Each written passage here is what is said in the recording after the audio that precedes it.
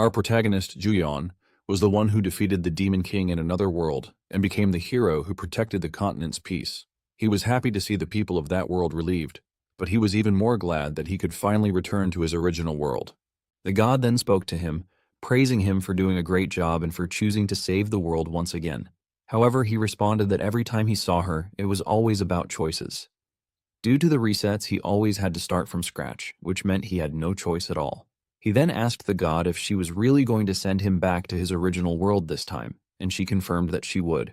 He reminded her that she had kidnapped a talented person from another dimension and made him work for 20 years. He then asked her if she wasn't going to give him any compensation, like letting him keep his memories or retain some magic. She told him that while he was there, time in his dimension had stopped, and that his time had remained the same, meaning he hadn't lost anything. He clenched his teeth in frustration, but all he could do was sigh and agree with her. He then told her to just hurry up and send him back. Yet, she assured him that compensation for the time and effort he spent there would surely be given, though, like before, he wouldn't remember it himself. The god then gave him a god's fragment and told him she would give him a piece of her power as a gift. Depending on his choices, the flow of the dimension would change, and the world would shift according to his will. This left him speechless for a moment. He asked her if she could at least give him a hint, but she simply replied, "No." Irritated, he asked her why everything was always a no, and shouted at her to at least let him keep his memories of the continent. She only stared at him with a smile and pointed her huge finger at him. Then, she told him to go. Panicking, he tried to tell her to wait because he wasn't done talking. However, she didn't listen, and proceeded to send him to his original world, telling him to return to the place where his journey began, the world that would determine his fate. She informed him that she would continue to watch over his journey. As he fell through the space between worlds and felt his body slowly dissolving into the air, he tightly closed his eyes. Later, he woke up because of the bright light coming from his window and sat up, yawning in exhaustion. He wondered what was happening as he felt strangely refreshed. He checked his phone and saw a text from his manager asking if he was coming, if he was asleep, and if he knew that the morning shift started at 7 a.m. He panicked upon seeing it and rushed outside, knowing he was super late. A moment later, he arrived at the convenience store. The manager angrily scolded him, saying that if he continued being that late, it would be hard to keep working together. He respectfully bowed his head and repeatedly apologized to his manager. He felt down, wondering why his life was always this broken.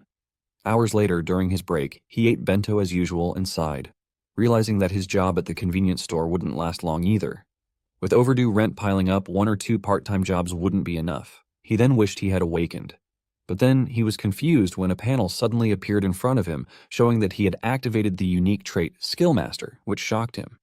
Awakened individuals are commonly called users, and it's been 5 years since augmented reality, like something out of a fantasy novel, enveloped the world. Along with the fields that began appearing across the earth, the world has long since started revolving around the new resources that come from them. Users are granted the power to conquer and pioneer these fields, which are dominated by monsters. Even menial tasks within these fields can generate income, which is why everyone wants to become a user, even though it means stepping into the unknown, because rewards more tempting than the danger are scattered everywhere. However, not all users make a fortune. While some awaken with high-grade unique traits from the start, others do not. At the pinnacle stands the world's #1 ranker. The first to reach level 70 and possessor of the SS-grade unique trait Dragon Speech was Muhammad Al. One day, Al uploaded a video to his personal channel. Countless people clicked on it out of curiosity, and they couldn't look away for even a second. In the video, Al was facing a swarm of monsters. Calmly, he activated his power through his staff, and viewers witnessed the dream of all mages, magic that anyone who had read even one fantasy novel would admire. Al then released a barrage of powerful meteors, obliterating the monsters without breaking a sweat. The viewers were stunned, unable to believe they were witnessing such a spectacle with their own eyes. They thought it was insane. This was an A-grade field after all. No one could believe that a level 70 user could cast such a devastating spell. The meteors destroyed everything in their path, and even a monster capable of wiping out a city couldn't withstand them. Everyone wondered how a mere monster could ever oppose the wrath of nature itself. At the end of the video, Al stated that the skill they had just seen was the SS-grade meteor rain. He then announced that exactly 1 week from the video's upload, if anyone could showcase magic more splendid and powerful than meteor rain, he would give them a ring artifact as a gift.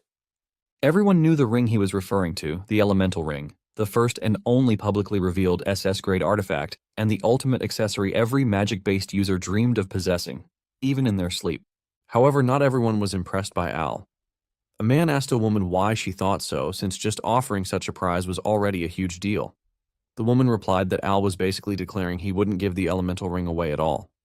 She questioned where in the world there could be anything more powerful than an SS grade skill. She then showed the man how Al had set a trap by making the condition of winning based on magic, with Al himself as the judge.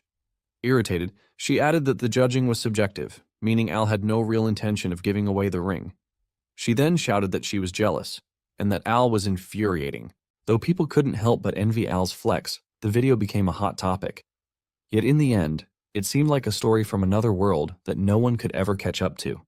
Or so it seemed. A few days later, Juyeon headed into the forest. When he felt far enough from the city, he stopped. With a single motion of his fingers, a meteor rain even more powerful than Al's dropped from the sky, annihilating the ground around him, except for the patch he stood on. Shocked but amazed, Juyeon laughed in awe and shouted excitedly that Al's skill was awesome. He then uploaded the video to social media under the anonymous name user034512, making sure his face wasn't visible. Everyone who watched it was left speechless, their mouths agape. As the comments poured in, one thing was certain.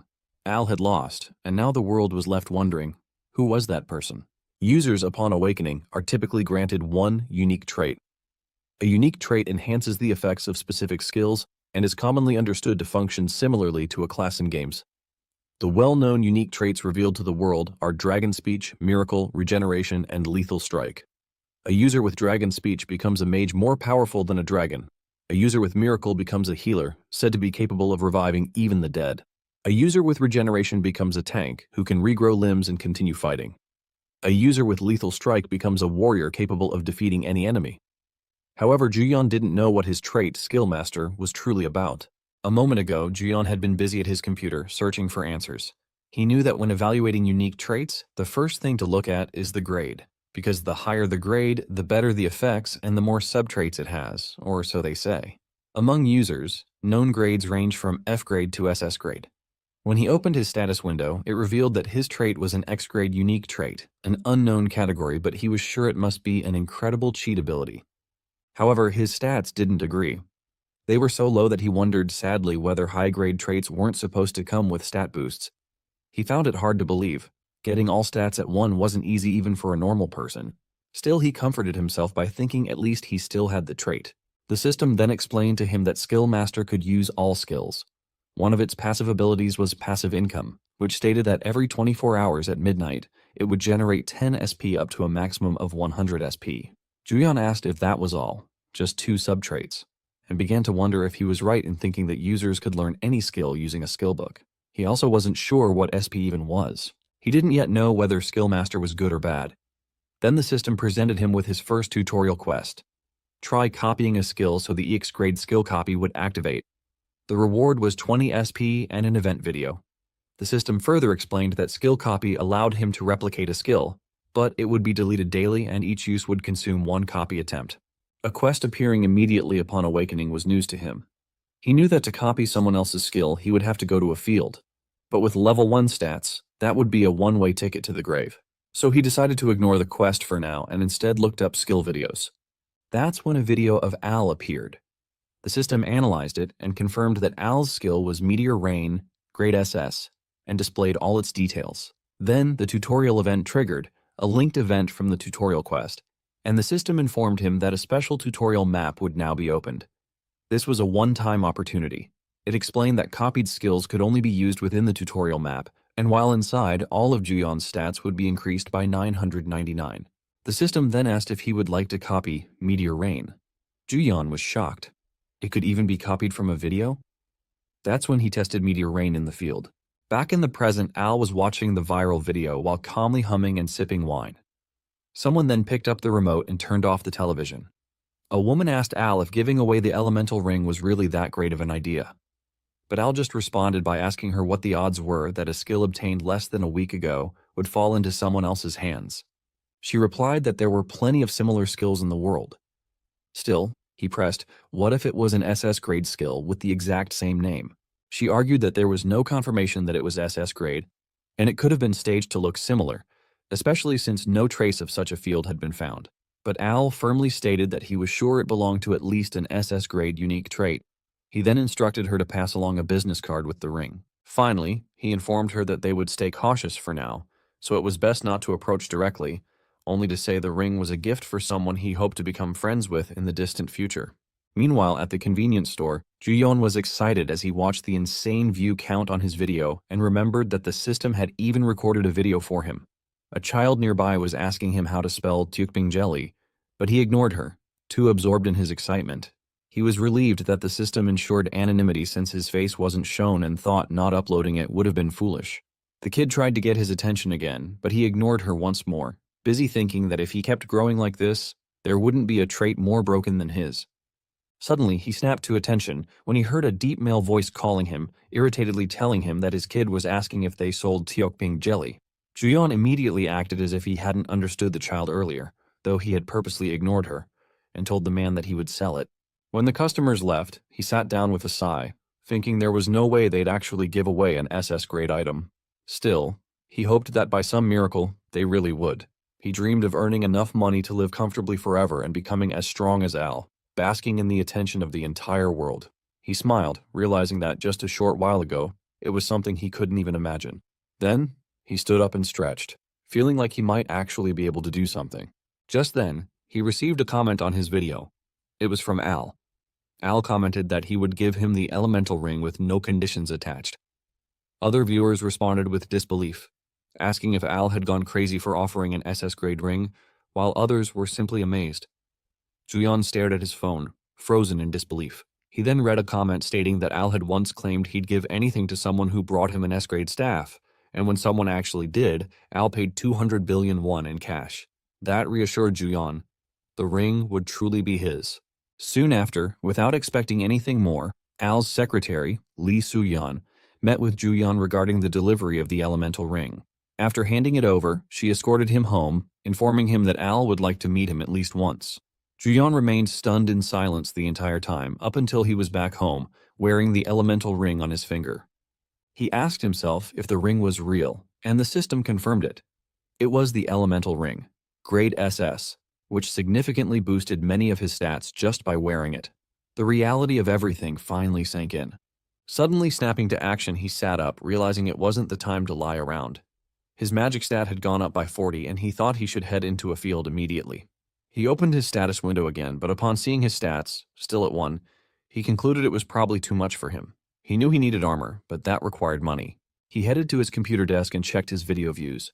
He guessed that the ad revenue might be enough, but he wanted to avoid verifying his identity through the channel.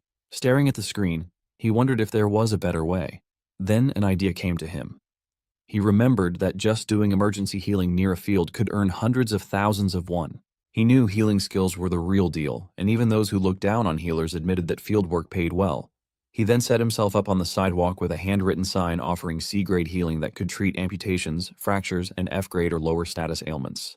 His pricing? 500,000 won for amputation, 200,000 won for fractures, and 700,000 won for status ailments. He thought it would be a jackpot if even one person came per day. He was sitting outside the D-grade swamp field at Seoul Grand Park, since all the prime spots were already taken. While checking his phone, he made a mental note to bring something next time to help pass the time. Without noticing, someone carrying a severely injured woman rushed toward him. Trying to stay positive, he told himself it was good news and reassured himself that there was no danger outside a field, so nothing serious could happen. But then, the man stopped right in front of him. When Juyeon looked up, he saw a blood-soaked man glaring down at him. Juyeon froze, stunned, and sweating in fear. The man then ordered Juyeon to get his skill ready, which immediately irritated him. He wondered what the man's attitude was about, using informal speech right off the bat. He was reminded of a customer at the convenience store who once barked at him to hand over a red cigarette and wondered if this man thought he was still some part-time convenience store clerk. He was annoyed because even though the healing skill was a copied one, it was a C-grade skill with some impressive effects. He felt he had to say something. Angrily, he told the man that the price was 2,000 up front. But before he could say more, he noticed the man's expression remained completely unchanged. Feeling defeated, Juyeon reluctantly softened his tone and guided the man toward the treatment area. As they walked, he caught the rotting smell of blood in the air, and anxiety kicked in when the man suddenly pulled out the woman's severed arm. The man slapped the arm back against the woman's shoulder and shouted at Juyeon to hurry. Juyeon panicked. He had only seen scenes like this in movies, and this was his first time dealing with something so gruesome in real life. He nervously wondered if the skill would activate properly, but reminded himself he had to pull it off. Then he activated his copied skill, Light of Recovery Grade C. Doing his best, he attempted to reattach the woman's arm. Later, his work complete, he finally lay down, completely drained. But then he recalled that the man had demanded healing 3 times. He couldn't believe it. He knew that if he hadn't had the elemental ring, which restored 20% of his mana, he would have been in serious trouble.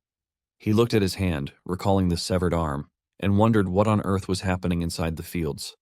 Still, he decided not to think too much about it. He was sure of one thing. He could make a lot of money and could now quit his part-time job.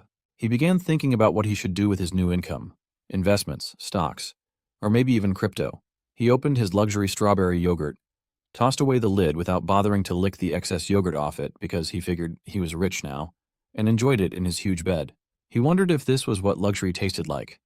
Still, he reminded himself that he needed to earn more SP for growth. Just then, the system displayed a new tutorial quest. Raise the level of a subtrait. It explained that this was one of the key methods for acquiring SP, which was essential for growing the skill master trait. The reward for completing the quest was 100 SP and the activation of 2 subtraits. However, the system warned him not to forget. Raising the level of passive income was the top priority for growth.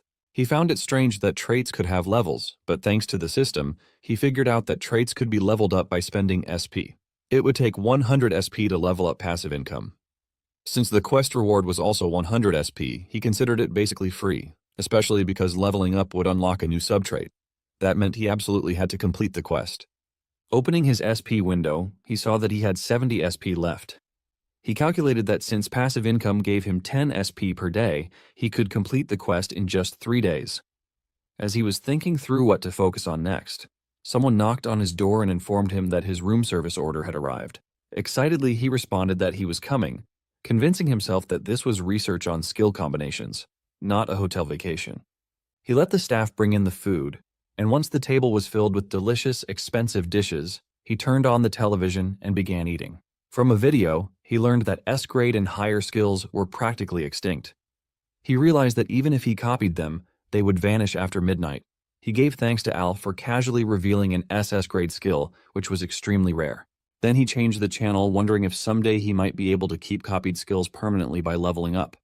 He decided to organize his skills, dividing them into categories for immediate use and for later, and saved them into playlists. He then placed Meteor Rain, Explosion Shot, Ice Spear, and Ice Wall as his top 4 skills. Just in case, he added Body Hardening, and also included Teleportation Technique because it looked cool. As he kept adding more, he thought to himself that internet skill shopping was the best. Bro is shopping skill, like it's clothes. A moment later, he had finished all the food, enough for a whole party, and leaned back on the sofa comfortably. He had registered as a healer with the User Association and had taken care of everything. Happily, he lay in bed wondering how much his value would skyrocket if he could use healing, buffs, and magic. He even fantasized about some stunning beauty sending him a love call. A few days later, he was back at his usual spot outside the D-grade field. The woman from the other day approached and told him she was really grateful for what he did back then. He looked at her, speechless and confused. The woman asked if he didn't remember her.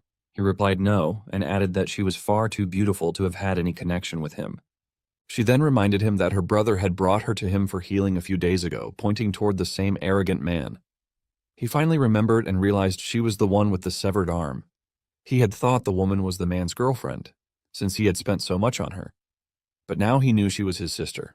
She shyly told him she was glad she could thank him in person because if he hadn't been there, she might have actually died. She then asked if he was currently in a party, to which he simply replied no. She asked again if he belonged to any guild, and again he replied no. She smiled and said that was perfect, because their party needed a temporary healer. Her offer startled him. He wasn't ready to step into a field yet, and he knew he needed to decline. But then she sweetly asked if he'd like to grab a coffee and chat if he had time, adding that if he gave her his number, she'd contact him later. She really tries to riz our boy. He blushed and was about to agree, but suddenly, both of them were shocked by a loud scream. A man was dragging another severely injured man, shouting that they'd gotten wrecked in the field and needed a healer who could treat status ailments. Hearing the sound of money, he rushed to them and activated his healing skill. After treating the injured man, The comrade handed him payment. Juyeon then glanced back at the woman. With tears in his eyes, he apologized and explained that joining a party was just too much for his level right now. She laughed awkwardly and reassured him that they could carry him. They had an S-grade tank and an S-grade mage. But Juyeon quietly collected his money and folded up his mat. Confused, she tried to stop him, but he sprinted away while repeatedly apologizing. He didn't dare look back, haunted by the memory that even S-grade users had barely escaped from a D-grade field just moments ago. He kept running, face flushed with embarrassment and regret, wondering when he'd ever get the chance to party with a beauty like her again. He swore to himself that he'd quickly gather money and SP and become a true golden spoon mage. Later that night, Juyeon lay on the balcony of his hotel room gazing at the city lights and thinking that this was finally the day he had been waiting for. Just then, the phone next to him rang. It was exactly midnight. The system popped up, informing him that he had obtained 10 SP and asked if he would like to upgrade passive income to level 2. He agreed. With the upgrade, passive income increased to level 2, boosting his SP gain every 24 hours at midnight from 10 SP to 50 SP. Amazed by the fivefold increase, he wondered if he should check his quest rewards. The system then showed that he had completed the tutorial quest and received 100 SP as a reward, along with a unique trait subtrait and trait bestowal level 1, which grants one random F-grade unique trait to a copied skill. He understood that unique traits represented a user's tendencies. While users could all use the same skills via skill books, the power of those skills varied significantly from person to person, fundamentally due to the differences in their unique traits. This naturally placed Skillmaster at a disadvantage. Without unique traits, copied skills would always perform worse than those of the original user. However, Meteor Rain in the tutorial map had been an exception. Now he wondered if copied skills from this point on would also come with unique traits. It felt like a cheat, though the word random still bothered him. The system then presented his options. Light of Recovery. Heals severed and fractured areas, restores 15% health, and cures E rank or lower status abnormalities. Mana requirement, 25. Mana cost, 250. A unique trait that increases magic attack power by 10%. He knew he'd have to test things himself to be certain and wondered what to try first. Thinking it was about time to graduate from being a healer for hire, he was suddenly presented with a new tutorial quest: to hunt a minimum of 20 monsters using copied skills, level up to unlock more diverse skill copying, and access additional skill master content. The rewards included 200 SP, an upgrade to skill copy X grade, and subtrait level 2 activation. He stared at the quest window, speechless. It truly felt like someone was watching him in real time and assigning quests. Glancing at his phone, he wondered whether he should copy that flame magic video for practice. Playfully, he thought that since the traits were random, he couldn't expect anything amazing.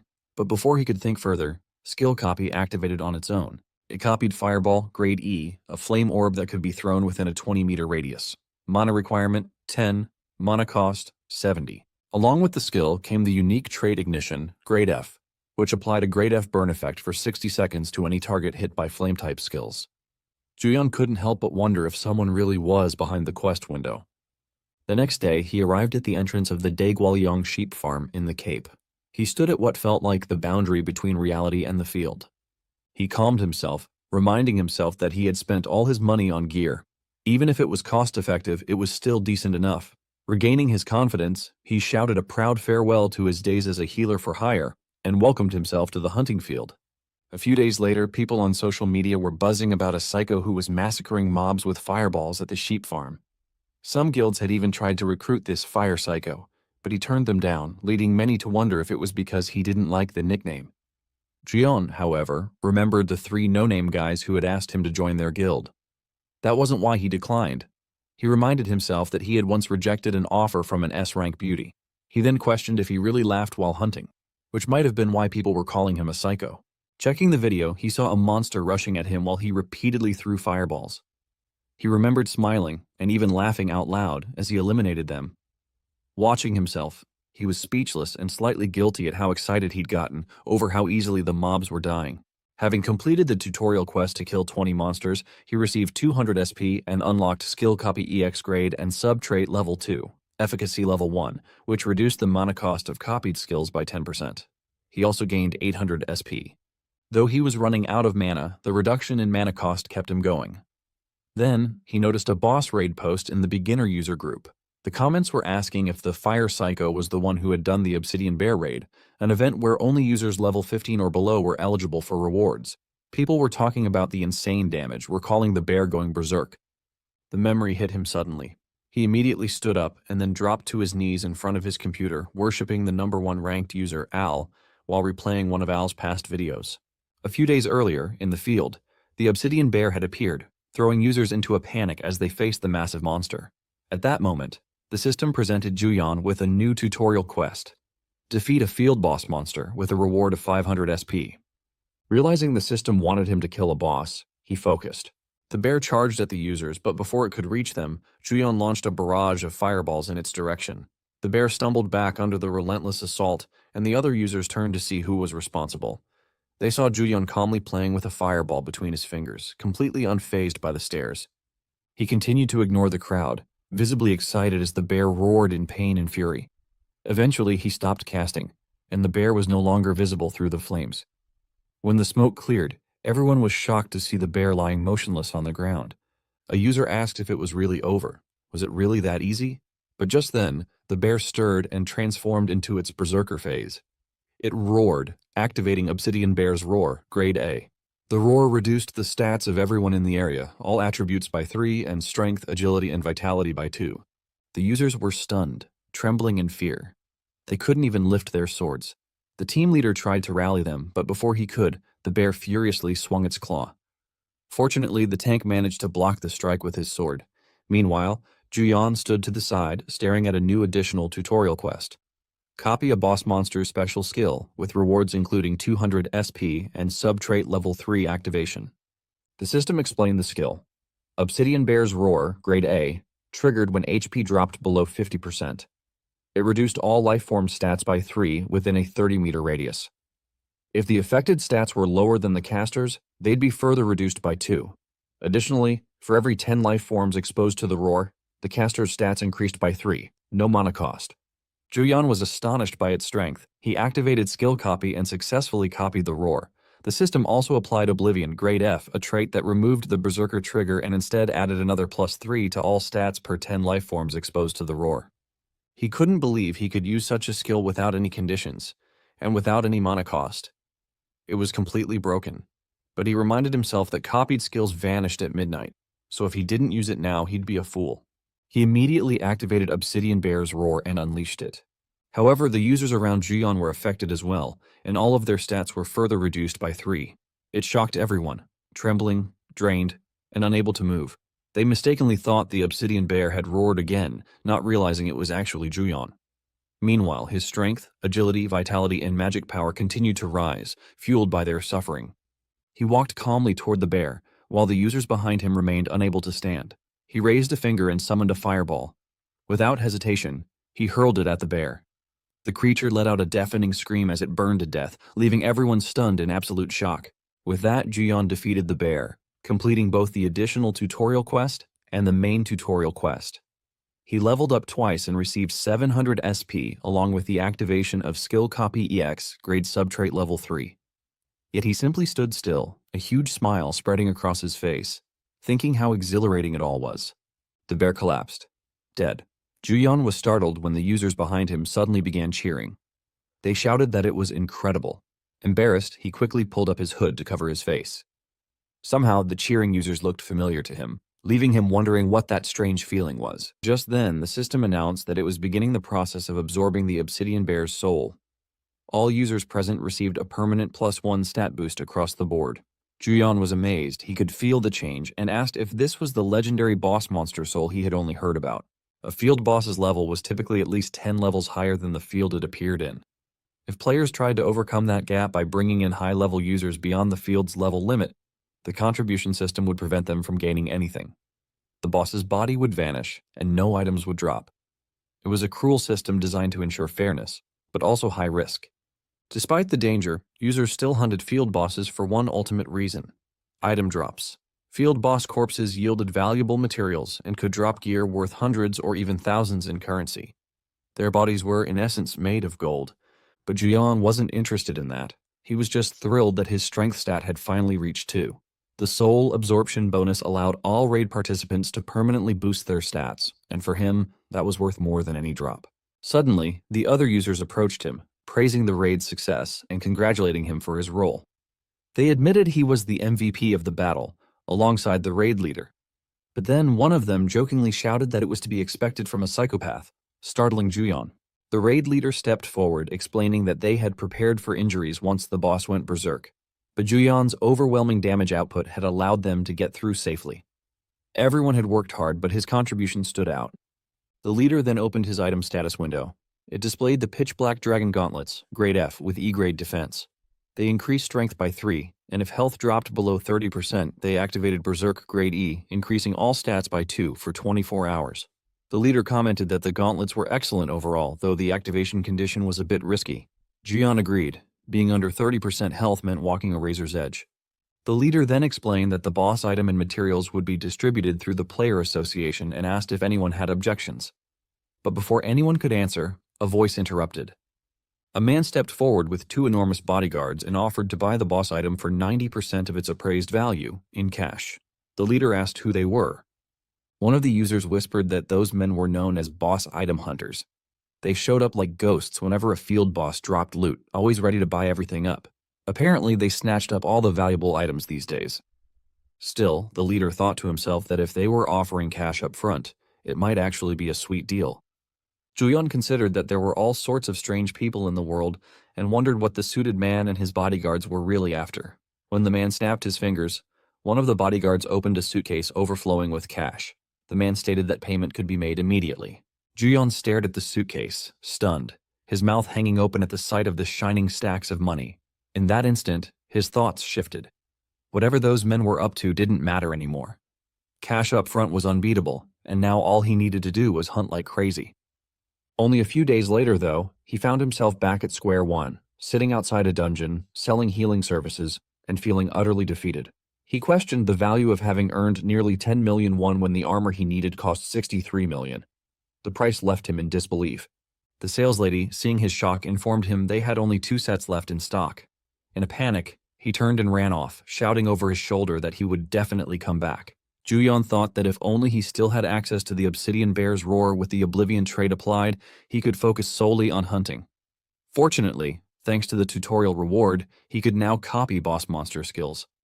Still, requiring his health to fall below half just to activate the roar made it impractical. At least he had some fun with it in another field before it disappeared. With no customers around, he decided it was a good time to spend his saved stat points and SP. Opening his status window, he saw he was level 8, with weak base stats and 7 unallocated points. He reflected that while a swordsman fit the fantasy archetype, this world didn't allow for do-overs. With no other choice, he assigned all 7 points to magic power, increasing it from 41 to 48. Next, he turned his attention to his SP and used 500 to upgrade his skill copy subtrait to level 2. As a result, his daily copy uses would increase from 1 to 2 at midnight. Before he could fully enjoy the improvement, a system panel appeared with a new tutorial quest. The objective was to complete various types of quests, highlighting that daily quests were one of the key ways for skill masters to gain SP. The reward included 300 SP and the activation of unique trait subtrait level 3. The system explained that daily quest level 1 granted 1 F rank or higher quest every midnight. His current task was to use skill copy twice, which would yield 80 SP. He wondered what would happen if he copied the same skill twice. Choosing Healing Light, he activated his copy and immediately gained the conservation unique trait, grade F, which reduced mana usage by 5%. Curious if the unique trait would change on a second copy, or if he would simply receive another version of the same skill, he decided to test it. When the system told him the skill was already copied, it also asked if he wanted to create it as a new skill. Without hesitation, he agreed, and was stunned to receive an exceptionally rare trait. Excited, he wrote on his board an offer for a 5% experience buff lasting 5 hours, priced at 1 million won. Though it caught users' attention, no one approached at first. Taking a deep breath, he loudly promoted the offer, claiming that such an opportunity was limited and wouldn't come again soon. The users began to move closer, intrigued. Some questioned whether experience buffs even existed, as they had never heard of them before. One skeptical user speculated that he might just take the money and disappear. Juyeon held his calm, smiling outwardly despite his inner impatience. He mentally urged them to rush him like a pack of wild dogs and help him make 60 million won. Just then, someone stepped closer and stopped in front of him. Juyeon looked up, confused. A woman pulled down his hood, greeting him warmly. She reminded him it had been a while and asked if he was still uninterested in hunting with them. Juyeon instinctively covered his face as the aura of the beautiful woman hit him, but he managed to compose himself enough to explain that, as she could see, he was currently open for business. She smiled brightly and, with a knowing tone, guessed that he hadn't yet gotten his first customer. She then casually stated that she and her brother would take the offer. Juyeon gasped in disbelief but quickly collected himself, respectfully welcoming them and guiding them to the right position. The man, slightly unsettled, felt a sense of déjà vu and wondered aloud if it was just his imagination. Juyeon began casting healing light on both of them. As promised, it increased their combat experience by 5% for 5 hours. After the effect was applied, the woman paid him and handed him her user card, which identified her as an S-rank illusionist known as Flames of the Apocalypse. Her name, Kim Hyeji, and contact number were also listed. She encouraged him to call her later, explaining that their team was in real need of a skilled healer. As she walked away with her brother, she told nearby users that Juyeon's buff was real, and personally guaranteed the 5-hour duration and 5% experience increase. Her confident endorsement immediately drew attention, and users began rushing toward Juyeon, eager to receive the buff. He felt deeply grateful for Hyeji's support, and we can see it clearly on his face. With renewed energy, he urged the crowd to form a line, promising he would cast the buff on each of them as soon as his mana recovered. Meanwhile, Hyeji and her brother walked toward the field. Her brother remarked that although she once called him a complete pushover for helping people, she was now doing the same, approaching a newbie player with no visible gear. She reminded him of what she had already said before. With her handling burst damage and him being reliable as a tank, their offense and defense were already solid. The only missing piece was a healer. She added that Juyeon's rare experience buff hinted at the possibility of a highly useful unique trait. Her brother pointed out that Juyeon was still just a beginner, but she argued that this made it even more meaningful. They needed to act before anyone else realized his potential. As they entered the field, monster lizards charged at them. Before her brother could step forward to tank, Hyeji unleashed her firestorm, instantly incinerating the monsters in front of them. Her brother sighed in relief, and she responded with a wink, noting that no one could predict whether a player like Juyeon might someday become an incredible ranker. The next day, outside the user shop, Juyeon hummed happily. He was now wearing his dream set, Recta's leather armor, Grade S, which increased all his stats by 2 and was considered top-tier gear. Shouting with joy, he celebrated the reward of all his hard work. Yet, he also wondered whether passive income wasn't actually better than earned income. Opening his status window and checking the system, he saw that passive income level 2 now granted between 50 and 200 SP daily at midnight. Screaming in excitement, he declared that this was exactly what he needed. He felt relieved knowing that SP would accumulate even if he stood still. Still, he reminded himself that trait bestowal level 2 required 2,000 SP, daily quest level 2 needed 3,000, and skill copy level 3 cost 4,000, totaling 9,800 SP. Doing the math, if he earned the maximum 200 SP per day, it would take 49 days to reach his goals. He was speechless at how steep the cost was, but decided not to let it weigh him down. As nearby people stared at him talking to himself, he glared back and refocused. He needed to raise his stats smoothly and told himself that a field boss run was the next step. Pulling up his hood, aware that his identity as a healer was becoming known, he wondered whether it was time to resume playing the role of a hidden master. Soon after, he arrived at a new field, only to find the ground thick with mud. Cursing loudly, he lamented how the dirty terrain was ruining his expensive new armor. He questioned why this particular field had to be situated inside a mudflat. Eventually, he reached the entrance to the F-rank field known as Garorim Bay. Judging from the conditions, he concluded that melee DPS and tanks would be nearly useless here. He suspected this location was popular among newly awakened users, remembering how the sheep ranch had been much cleaner and more pleasant. He thought that if field-level restrictions didn't exist, he wouldn't have to struggle this hard just to collect boss souls.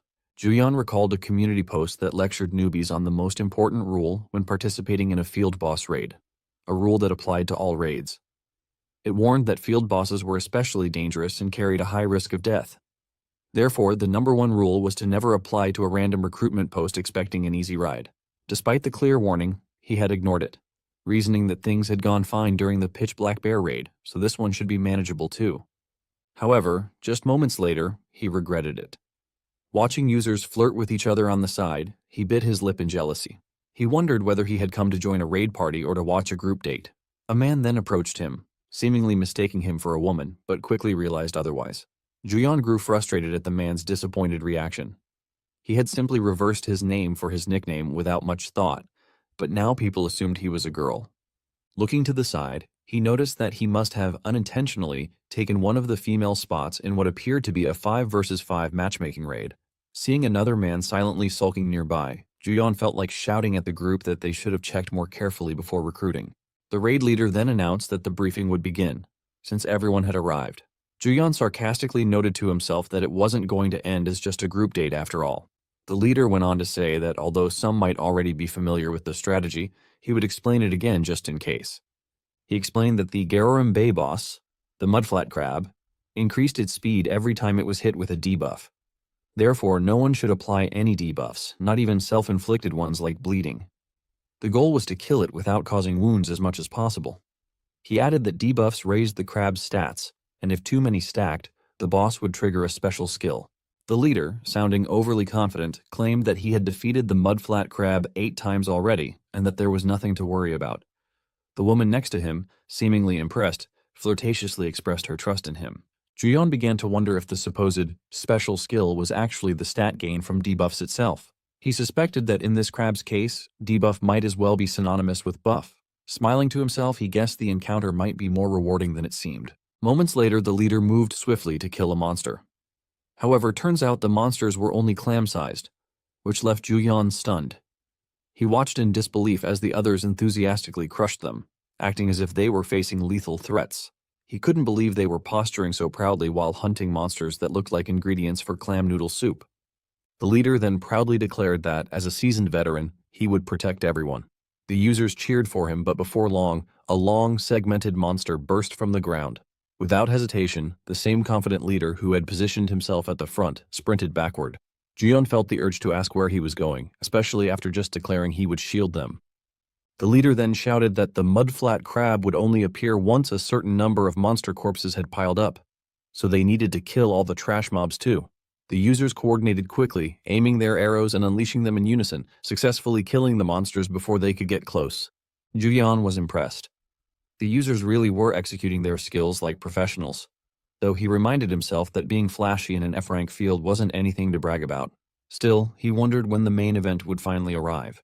Suddenly, the ground split open as a massive, sharp mouth lunged out of the earth, devouring the long monster corpses from earlier. The entire field began to tremble violently. The leader announced that the boss was coming and that the raid would begin immediately.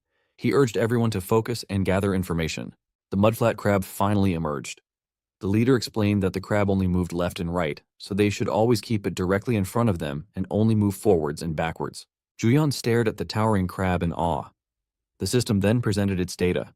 Change resistance, grade A. The crab could resist all stat-altering effects from buffs and debuffs. Each buff or debuff stacked would increase its stats by 1. If 5 or more buffs or debuffs were active, all of its stats would gain an additional 5 points. Juyeon grinned wide as he read the system's analysis. From his perspective, he had hit yet another jackpot. The crab crawled sideways, causing the users to retreat in a rush. But then, without warning, it changed direction at high speed and began to pursue them. While his party was busy engaging the boss, Juyeon was deep in thought. He recalled the skill description and deduced that, since no conditions or duration were listed, the crab's stat-boosting ability must be a passive skill. The more buffs or debuffs applied, the stronger it became, and that possibility excited him. However, his excitement quickly deflated when the party leader issued an order for everyone to use only physical attacks. Juyeon stared at him, questioning why the main tank was making strategic calls. He then remembered the earlier explanation about how debuffs increased the crab's stats. It dawned on him that even continuous physical attacks could cause bleeding, which was itself a debuff. As the users loosed another synchronized volley of arrows, he realized the strategy. The tanks would draw aggro while ranged attackers slowly chipped away at the crab. That was likely why the leader had recruited so many ranged DPS members. But Juyeon knew it was too slow. He wondered how they were supposed to defeat a monster of that scale without inflicting any wounds. The party leader then stepped forward with dramatic flair, proudly declaring that it was his time to act. Juyeon simply wondered if the man should have stepped up sooner. The leader turned to Hyoju, asking her to cast a buff, which she happily did, pouring her heart into the spell. Watching the two, Juyeon couldn't help but think their role-playing was cringeworthy, but decided to let them carry on. He had already figured out the real solution. The crab needed to be taken down with one decisive burst of power. Then he sensed a powerful magical energy near him. Opening his eyes, he saw a complex magic circle forming beneath the leader's feet. It shocked and confused him. The system displayed information about the skill. Radiant Power, Grade SS. It applied 4 buffs with an additional 1 per 50 mana at the cost of 1000 mana. If the user possessed an S rank or higher buff type unique trait, the duration was doubled. If the caster's mana exceeded 150, the skill would apply only A rank or higher buffs. And when used on oneself, the duration doubled again, and the effects increased by 50%. Juyeon stared at the leader and Hyoju, stunned that an SS rank buff skill was being used in a place like this. A memory came to him from a few days earlier. While buying his dream armor at the user shop, the saleslady had asked if he recorded videos or broadcasts. Flustered, he had shaken his head quickly, nervous that she might recognize him. But she had simply mentioned that field footage uploads were becoming popular, especially among users roaming the field. She explained that they had just the item for someone like him, a recorder with cutting-edge OIS anti-shake functionality that allowed for clear, vivid battle scenes. She had added, a bit too cheerfully, that if he ever found himself in a massive, overwhelming field battle, he could record his final moments in HD, something for future relatives and acquaintances to remember him by. He had been left speechless and even asked her to repeat what she just said. Now, adjusting the glasses recorder he'd bought that day, he couldn't believe that what he'd brought just to capture boss skills was actually turning out to be useful. He understood now that combining the crab's change resistance, which increased stats with each applied buff or debuff with Radiant Power, a multi-buff skill, could be devastating in the right hands. He glanced over at Hyoju, who stood looking cheerful, and wondered how a powerful buffer like her had ended up in such a low-rank field. The leader then dramatically unsheathed his sword and announced that he would draw the crab's aggro. Juyeon watched silently. When the leader finally called out for everyone to focus their attacks, Juyeon stepped forward and launched a powerful fireball at the crab, hitting it squarely. Though apologetic for interrupting the leader mid-pose, he knew he couldn't let the moment slip. Once he confirmed that the fireball had hit, he clenched his fist and activated his trump card. Explosion. The skill detonated embers within a 20-meter radius, causing the crab to burn severely from the inside out. A savory aroma began to fill the air, catching the attention of the users. Some asked aloud what it was, remarking that the smell made them crave rice mixed into a crab shell, topped with leg meat, ready for a big bite. They didn't seem to realize they were describing the field boss itself, now perfectly cooked and transformed into a golden-orange delicacy. The raid leader stood frozen in fear, sweating and speechless. Still unable to relinquish his ego, he shouted for everyone to fall back, warning them that the crab might activate a desperation phase.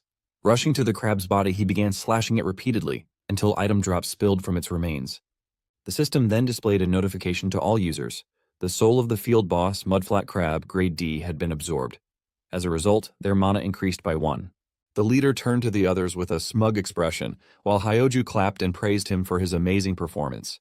The other users, however, looked on in stunned silence, clearly embarrassed on his behalf. Juyeon, watching all this unfold, found the scene painfully pathetic. Suddenly, the system interface appeared before him, notifying him that change resistance, Grade A, had been registered to his boss skill list. He was elated. He had secured exactly what he wanted. Now all that remained was to test the synergy between Radiant Power and change resistance. Eager to leave, he told the party that they should wrap up and head home. But when he turned to them, he was met with puzzled stares. They asked if their assumptions were correct, that his unique trait must be at least A or S rank, and praised him for his incredible hard carry. They also thanked him for making it so easy to claim the soul reward, and to his surprise, one of the women asked if she could get his number. He responded awkwardly, clearly flustered. Before things went further, the leader yelled at the group, telling them they were getting too excited and reminding them to return for the item distribution. He glanced at Hyoju, hoping she would at least remain loyal to his side, but to his dismay, she suggested that since Juyeon was the one who had carried the raid, he should receive the biggest share of the loot. The leader stared at her in disbelief. Even she had been impressed by Juyeon. The other users quickly agreed with Hyoju, saying they were fine with giving everything to Juyeon. Since none of them had contributed much, they felt he had earned it. They reasoned that if Juyeon received the reward, they could consider their own share settled. Unbeknownst to any of them, a man in a black suit stood watching from a short distance away. Silently observing the raid group and the defeated leader beside Hyoju, The mysterious man reported the entire incident to his superior. He also confirmed that no boss items had dropped in the Gororim Bay field boss raid and decided to relocate to the next raid site. Meanwhile, Hyoju is blankly looking at the sky with an unreadable expression. Days later, Juyeon found himself in the field again, roasting a boar into steak using his fireball. After completing his daily quest, he received 300 SP and collapsed onto the grass, exhausted. He questioned how long it would take to get sample to level 3, recalling that the combination of change resistance grade A and radiant power grade SS produced incredible buffs. The problem was, with sample only at level 2, he lacked enough skill copies to make use of those boosts. His stats kept increasing, but he still had very few skills he could actually use. Staring at the steep cost, 4,000 SP, he concluded that leveling sample to 3 was the only viable solution. Frustrated, he waved his arms and legs like a child, shouting that he needed SP. He grumbled that earning SP from daily quests was painfully slow. It just trickled in. He then went quiet, deep in thought, and jokingly wondered if some administrator might give him a decent quest. But no answer came, and he scoffed at himself for even entertaining the idea. Surely something like that would never happen. Then, to his shock, a swarm of panels appeared in front of him. He sat up stunned and wondered if this was the answer to his request. The system displayed a new tutorial quest, a main quest with a reward of 4,000 SP. He tried to read more, but before he could finish processing it, a deafening noise echoed through the air. Something massive began to materialize above him, visible to others in the city as well. Everyone looked up in stunned silence as a colossal pillar formed in the sky. The system identified it as F-Rank Special Field, Sky Island Canal, with an entry level of 1 to 39. The system confirmed that it was tied to his main quest, which required him to clear the special field. The rewards were significant: 10,000 SP, 1 sub-trait upgrade selection ticket, and a random skill master reward box. It also issued a warning: Sky Island Canal was strictly monster territory. As more special fields emerged, the conversion of Earth into a field world would accelerate. The system stressed the urgency of the mission. Clearing the special field was vital for the survival of Earth and humanity. Just a day later, a news reporter informed the public that a massive F-class special field named Sky Island Canal had appeared over Seoul and Gyeonggi Province. The reporter added that the visible pillars of light were presumed to be portals leading to the island, and that the user association was currently operating under emergency protocols. Due to the island's sudden emergence, flights at both Incheon and Gimpo airports had been indefinitely suspended. Citizens residing within the field's influence zone were also beginning to report issues with insufficient sunlight. The broadcast then featured an interview with a man named Kim First, a C-class user, who stated that the field's entry level was set between levels 1 and 39. He voiced the opinion that the user association should expedite the portal access authorization process. 3 days later, the reporter returned with breaking news. Special fields had begun to appear simultaneously in various locations around the world. In one shocking development, a landmass half the size of South Korea had attached itself next to Tokyo overnight. Juyeon watched the news unfold on social media. Nearby, he overheard one man telling his friend that Japan's special field wasn't a sky island, so at least they didn't have to worry about losing sunlight. Others were murmuring about a B-class special field and level 70 monsters crossing over into Tokyo. He saw videos spreading panic, with some declaring it the beginning of the end of humanity. An unprecedented evacuation order had just been issued for Tokyo. Putting his phone back into his pocket, Juyeon waited for the traffic light to change. When it turned green, he crossed carefully. On the other side of the street, he passed a man shouting that the situation in other countries proved that special fields were entirely disadvantageous. The man added that their own user association was receiving active support from the government to conduct raids quickly. After enough information was gathered, they intended to devise strategies to clear Sky Island Canal, possibly by offering a bounty. Juyeon simply walked past, stopping in front of the user shop with a sigh, thinking that the world had turned into a complete mess. He waited there, staring at the quest panels, wondering if he could somehow receive an SP advance. He checked his upcoming quests and their respective rewards, calculating precisely how much SP he would have. He confirmed that it would be just enough to raise all of his detailed traits by 1 level. Swearing to himself, he promised that he absolutely had to clear the special field. Soon after, the sales lady arrived and thanked him for waiting. She handed over the item he had ordered. Upon opening it, he was amazed. The purchase, worth 70 million won, included a cursed mana ring, grade E, which increased his mana by 100 but decreased his strength by 1, and a cursed mana bracelet, grade E, which also increased his mana by 100 while decreasing his agility by 1. When worn together as a set, they added 200 mana in total, but decreased his stamina by 2. The saleslady asked if she was correct in assuming he had been looking for those specific items. He confirmed it, accepting them with satisfaction. With the set bonus, his total mana would now reach 1,510. Even though some of his stats would decrease temporarily, he considered a full focus on magic to be the safer path for now. Curious, he asked how much it would cost to buy armor as well. The saleslady explained that a D to C class armor set would cost approximately 400 million won. She politely asked if he would like to purchase it too. Juyeon nodded at first, but then awkwardly replied that he would just take the accessories for now. Embarrassed, he quickly walked away while covering his face, internally groaning at how expensive it was to wear a whole house just to go fight. Still, the saleslady respectfully escorted him out and thanked him sincerely for his patronage. The next day, Juyeon arrived at the entrance to the special field. Instead of upgrading gear, he had spent his remaining money on a body cam, deciding that glasses were too cumbersome. Still, he couldn't shake the feeling that he'd been ripped off and wondered if he should have just bought it from the beginning. Before entering the special field, he pulled out his phone to check community reviews. Scrolling through the forums, he read several alarming comments. One mentioned that the attack power of the monsters inside was insane compared to the designated field level. A high-level user he knew had been completely wiped out and forced to retreat. One user, named Out of the Bed is Dangerous, a C-class user, warned melee users to stay away. The comment explained that the field was called Sky Island for a reason. Half the monsters were airborne. Even ranged attackers were struggling, as tanks couldn't properly aggro the flying enemies. Another comment noted that perhaps because the island floated so high in the sky, the oxygen density was lower, leaving users winded from just a little running. Reading all this, Juyeon considered that based on reactions, this didn't feel like an F-class field at all, more like a D-class. Still, he dismissed the comments, reasoning that people who failed and ran away often exaggerated. He told himself not to be swayed by their negativity. He shouldn't have read the comments in the first place. Upon entering the portal, he was startled to find himself suddenly falling, something he figured he probably deserved for ignoring the warnings. Fortunately, he landed safely on soft grass, surrounded by cute slimes. The environment amazed him. The sky was clear, the setting vibrant, and the slimes didn't attack immediately. It felt peaceful, and for a moment he considered sitting down to enjoy a packed lunch. Just as he started thinking the place wasn't so bad, a scream shattered the calm. He looked up and saw a shadow blocking the sun. High above, an enormous eagle was carrying a man in its talons. The man was crying and begging for help, but the eagle soon let go. Juyeon watched in horror as the man fell to his death. More eagles circled overhead. Juyeon instinctively prepared himself, casting a fireball immediately. Knowing he only had fireballs to rely on, he glared at the sky and mentally swore that if they came for him, he'd roast every last one of them. But then the eagles flew past him. Confused, he turned to see where they were going and spotted Hyeji and her brother under attack. The eagles launched themselves toward them, stabbing at the brother's shield with sharp claws. However, the shield held strong, bouncing the birds back, though the eagles refused to retreat.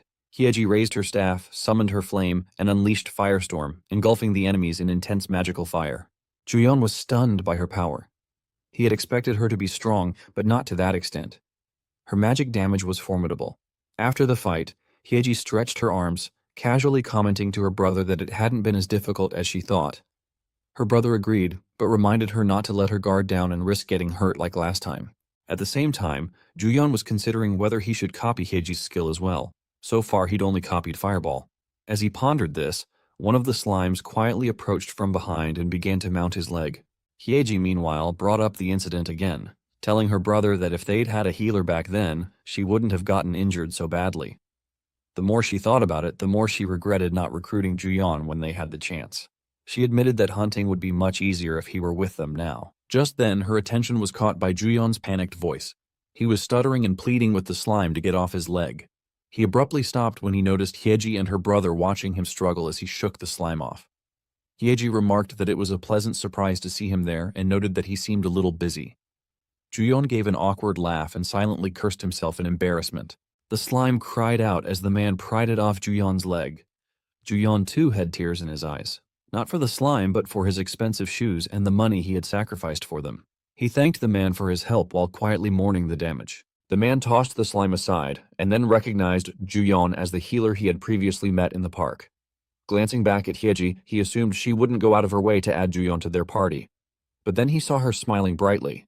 so brightly that he was certain she absolutely would. Hyeji approached Juyeon and casually remarked that they kept running into each other. Without hesitation, she latched onto his arm and cheerfully said it felt like fate was nudging them to team up. Juyeon, however, remained silent. He had come to hunt solo that day. Attempting to maintain some distance, he asked her if she could let go of his arm. Surprised by the request, Hyeji didn't let go. Instead, she began swinging his arm playfully up and down, assuring him that she would carry him through the hunt today. Juyeon sighed, realizing he had no choice. He decided that if this was happening, he should at least copy Light of Healing as his final skill.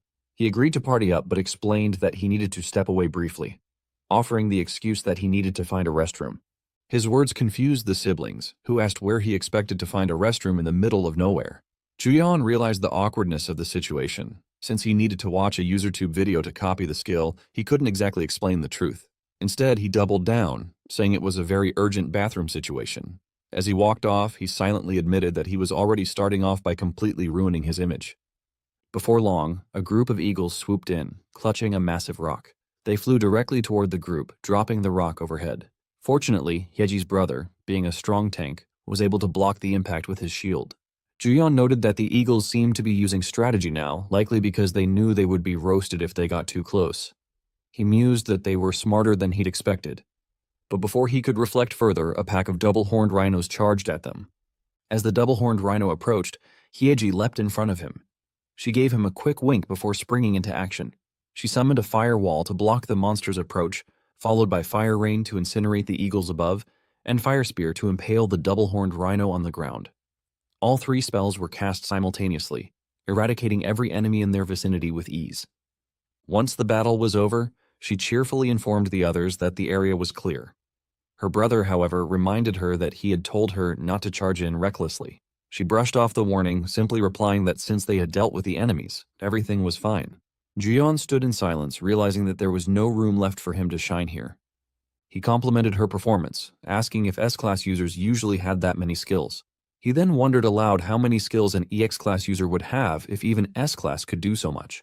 Hyeji confirmed that most S-Class users indeed possessed a wide arsenal of skills, explaining that the majority were learned by purchasing skill books. That insight hit him. This was all about money. They continued deeper into the field and eventually reached the ocean. There they encountered a two-mouthed crocodile monster. The siblings coordinated smoothly to block its attacks while Juyeon remained behind, quietly raising his hand. He cast a fireball at the creature, and to the siblings' astonishment, it wasn't the usual basketball-sized sphere. His fireball was the size of an entire court, engulfing the crocodile in flames and instantly searing it. Juyeon stood in shock, watching his fireball explode with far greater intensity than expected. He hadn't anticipated such a massive display of power. Hyeji, equally surprised, asked if his magic power was actually higher than hers, and questioned whether he was truly a healer. He responded nonchalantly, saying it was normal, though internally he realized that one of his random unique traits must have activated, significantly amplifying the spell's size. Unfortunately, he also noticed that the increased mana consumption outweighed the damage boost, making the cure worse than the disease. Still, he justified himself by thinking that even though healers were treated like nobles in most raid parties, having strong defensive skills was essential for leveling efficiently. Bro really can't make up a lie. Hyeji pressed further, demanding to know how much mana he had. He simply replied that it was a decent amount, careful not to reveal the truth, which was that he still had 1,408 mana remaining. He reminded himself that while there was no downside to having high mana, he was supposed to be the party's healer, not a mage, and would need to be cautious moving forward. Then he noticed Hyeji's brother was clearly not buying the lie. Juyeon also became aware of the other users nearby and realized that he needed to be much more discreet with his skill usage. A short while later, other users were idly killing the harmless-looking slimes in the area. One of them groaned, asking how much longer they had to keep doing such monotonous tasks. Another advised him not to let his guard down and to keep watch for airborne monsters. The first man responded sarcastically, claiming he was keeping an eye out, though clearly unimpressed. He grumbled that coming all the way to Sky Island just to chip away at weaklings was an insult to his pride. A nearby woman jokingly suggested he go fight one of the big ones and die like the others had. Suddenly, the system issued a field-wide notification. The number of deceased lifeforms on Sky Island had met the conditions for summoning the boss. The men, seemingly unfazed, assumed it would be an easy fight and planned to finish quickly so they could leave. Moments later, another message appeared. The Lord of Sky Island awakens. A figure materialized in the sky. and the user squinted upward, trying to identify it. At first it seemed like there were multiple figures, but they quickly realized it was only one. An angelic-looking man with massive wings. Golden chains began to unravel around him as the boss activated a skill. Sword of the Heavens, Grade SS. The system explained the skill's terrifying effects. One sword would be summoned for every life form that had died on Sky Island. Each sword increased the total damage by 1%. If the caster possessed the unique trait Sky Island, the number of summoned swords would double. Additionally, if the Sky Island trait was active, all swords would gain the condemnation effect, Grade E. Despite its power, the skill required only 60 mana and did not drain additional resources. Juyeon froze, stunned by the overwhelming nature of the skill. Quickly regaining focus, he shouted to warn the others that the attack was area-wide. The sky darkened as the swords rained down. Hyeji's brother managed to raise his shield just in time, bracing himself to protect them from certain death. The others, however, were not as fortunate. Each one was pierced by swords in different parts of their bodies, unable to dodge or defend in time. After the onslaught, Hyeji's brother could no longer stand. Hyeji knelt beside him, clearly alarmed.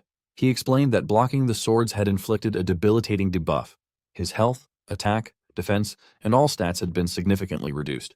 Juyeon stepped in and used Light of Healing on him, restoring some of his strength. He informed them that the debuff appeared to last about 10 minutes. Peeking back toward the airborne boss, he confirmed the identity. It was Canal, level 57, and its unique trait was Sky Island Grade A. It also had Sword of the Heavens, Grade S, Medium Speed Enhancement, Grade A, and Descent, Grade A. The boss's stats were exceptionally high. Juyeon was amazed by what he saw, but then turned to the group and asked if they should consider retreating. At that moment, the system displayed a new subquest, Grade B. Eliminate Kainel, the invader of Earth, and destroy the special field. The reward for defeating this special field boss included 5,000 SP and one of Kainel's skills. The next day, Juyeon was deeply immersed in researching Kainel on social media. Almost all the user reports described failure. Kainel would release blades in every direction and then vanish, leaving many to comment that the field should be called Sky Graveyard, not Sky Island. He came across a new video posted to a free board and decided to watch it. The footage showed Kainel reappearing in the sky, raising his hand as one of his white wings slowly darkened to black. Once the transformation was complete, Kainel summoned a downpour. At first, the users panicked, fearing another sword barrage, but when the water hit them, they relaxed, only to realize too late that their weapons had become heavy and their stats were falling rapidly. The rain wasn't ordinary, it was a hidden debuff. Soon after, the slimes nearby began trembling. Dark energy began to leak from their bodies. The users sensed something was wrong. Then, without warning, the slimes' bodies cracked open and monstrous insects erupted from within, charging at the users and tearing them apart. Juyeon stared at the video in horror, unable to believe that Kainel not only possessed overwhelming attack skills, but also the ability to strengthen nearby monsters. He was relieved that his group had retreated when they did. If this were just a game, spare lives might have softened the impact, but this was reality. Beyond SP, he now understood he also needed to raise his physical stats. His thoughts were interrupted by the sudden ringing of his phone. The loud sound startled him, and when he checked the screen, he saw Hyeji's name, though he couldn't recall when he'd saved her number. He answered, and Hyeji introduced herself, just to confirm it was him. She asked if he had returned to Sky Island since their last party play. He told her no, and explained that while he had planned to go back, he was still struggling to grasp the boss's patterns. He added that there were now reports of Sky Island monsters descending into Seoul, similar to what had happened in Japan. Hyeji responded that the time to act had come. She informed him that a large-scale Kainel raid team had been formed and asked if he would like to join them. The announcement stunned him. A few days later, users had gathered in the D-Class swamp field at Seoul Grand Park. Among them were notable A-Class and B-Class users. Footage of the event was already circulating on UserTube. Off to the side, two F-rank users whispered among themselves. One of them asked why such high-ranking players were in a D-Class field. His friend replied that the gathering was for a preliminary meeting of the Kainel raid team. The D-Class field was just a warm-up. The first man expressed jealousy, wondering what kind of user could qualify to participate in such an elite group. Juyeon stood nearby, trembling with a mix of anxiety and embarrassment. He questioned whether he even belonged there. He awkwardly looked down at his clothes, thinking it was at least a smart move to wear something different than what he had worn as a mage. Suddenly, a cheerful voice called out his name. When he turned, he saw Hyeji and her brother. Seeing someone familiar immediately put him at ease, and he hurried over to greet them. He quietly asked if it was really okay for an F-class like him to be present when the minimum requirement was B-class. He remembered that he had registered with the user association as an F-class healer to hide his real identity. Hyeji simply pointed out that no F-class healer used a C-class healing skill. She also noted that debuff removal was essential for this raid, so the team was accepting participants without strict conditions. She then remarked that it was about time for the raid leader to arrive. Moments later, they heard footsteps approaching at a steady pace. The entire field fell silent as a man walked into view. The users stared in awe. Hyeji, grinning, introduced the newcomer as the raid leader of the Kainal Conquest team and the SS-class warrior of the Rank 1 Guild Daihan, Lee Haesung. Haesung addressed the group, stating that before beginning the briefing for the Kainal raid, it was important to assess the individual capabilities of the raid members. He suggested starting with a warm-up and then turned to lead the way into the field. Hyeji beamed and remarked that the instructions were clear and concise. She asked if they were ready to get some revenge for what happened last time. Juyeon was struck by how no one questioned Hyeseung's blunt and somewhat rude tone. For him, though, it didn't feel rude. It was undeniably cool. A crazy kind of cool. Soon after, inside the D-class field, lizard monsters charged toward them. Hyeseung swung his massive sword with ease, cutting them down effortlessly. Juyeon stared in admiration, thinking again how cool the man was. But he snapped back to reality when he realized that wielding a sword with his stats would be suicidal. With such low base stats, he was surviving largely thanks to the elemental ring. The magic route was clearly the safer choice. Still, there was something oddly familiar about holding a sword, even though he had no memories of ever doing so. He refocused on his role, healing injured users as they fought. He reminded himself that close-quarters combat was too dangerous for now, and that ranged magic was his safest option, at least until he found a way to raise his physical stats. And yet, his inner warrior teased him, asking if he really believed that. As Hyeseung fought at the front lines, a strong surge of magical presence filled the air, yet it wasn't coming from Hyeseung. Juyeon felt it inside himself. His inner warrior urged him not to waste his abilities in hiding. As they continued practicing, he saw what he was looking for. The Bloodstained Battle, Grade SS. The description explained that the skill was activated by drinking in the blood of defeated monsters. It absorbed the target's stats temporarily, though the effect disappeared 5 minutes after combat ended. If the user possessed an S-class or higher combat type unique trait, additional stats would be absorbed after the blood of 10 monsters was taken. Furthermore, if the user's strength reached 50 or higher, their magic power would increase by 10% of their strength. Juyeon grinned. He had just discovered a ridiculously powerful skill that could instantly raise his physical stats. Just a few minutes later, the field was littered with the corpses of defeated lizard monsters. But then, something began to stir beneath the lake. Without warning, a massive creature erupted from the water, the field boss of Seoul Grand Park's marshland, the Poison Lizard King. At the sight of the boss, the users immediately moved into position, preparing for battle. But before they could even launch an attack, Hyeseung activated 2 powerful skills. First was Bloodstained Battle, and then Limit Break, a Grade S skill that increased power attack by 1 rank for 60 seconds and boosted all stats by 5 if the user possessed an S rank or higher combat type unique trait. It required 580 mana and a minimum of 20 magic power. The Lizard King charged straight toward him, but just as it approached, Hyeseung stepped forward, planting 1 foot firmly, and delivered a decisive slash with his sword.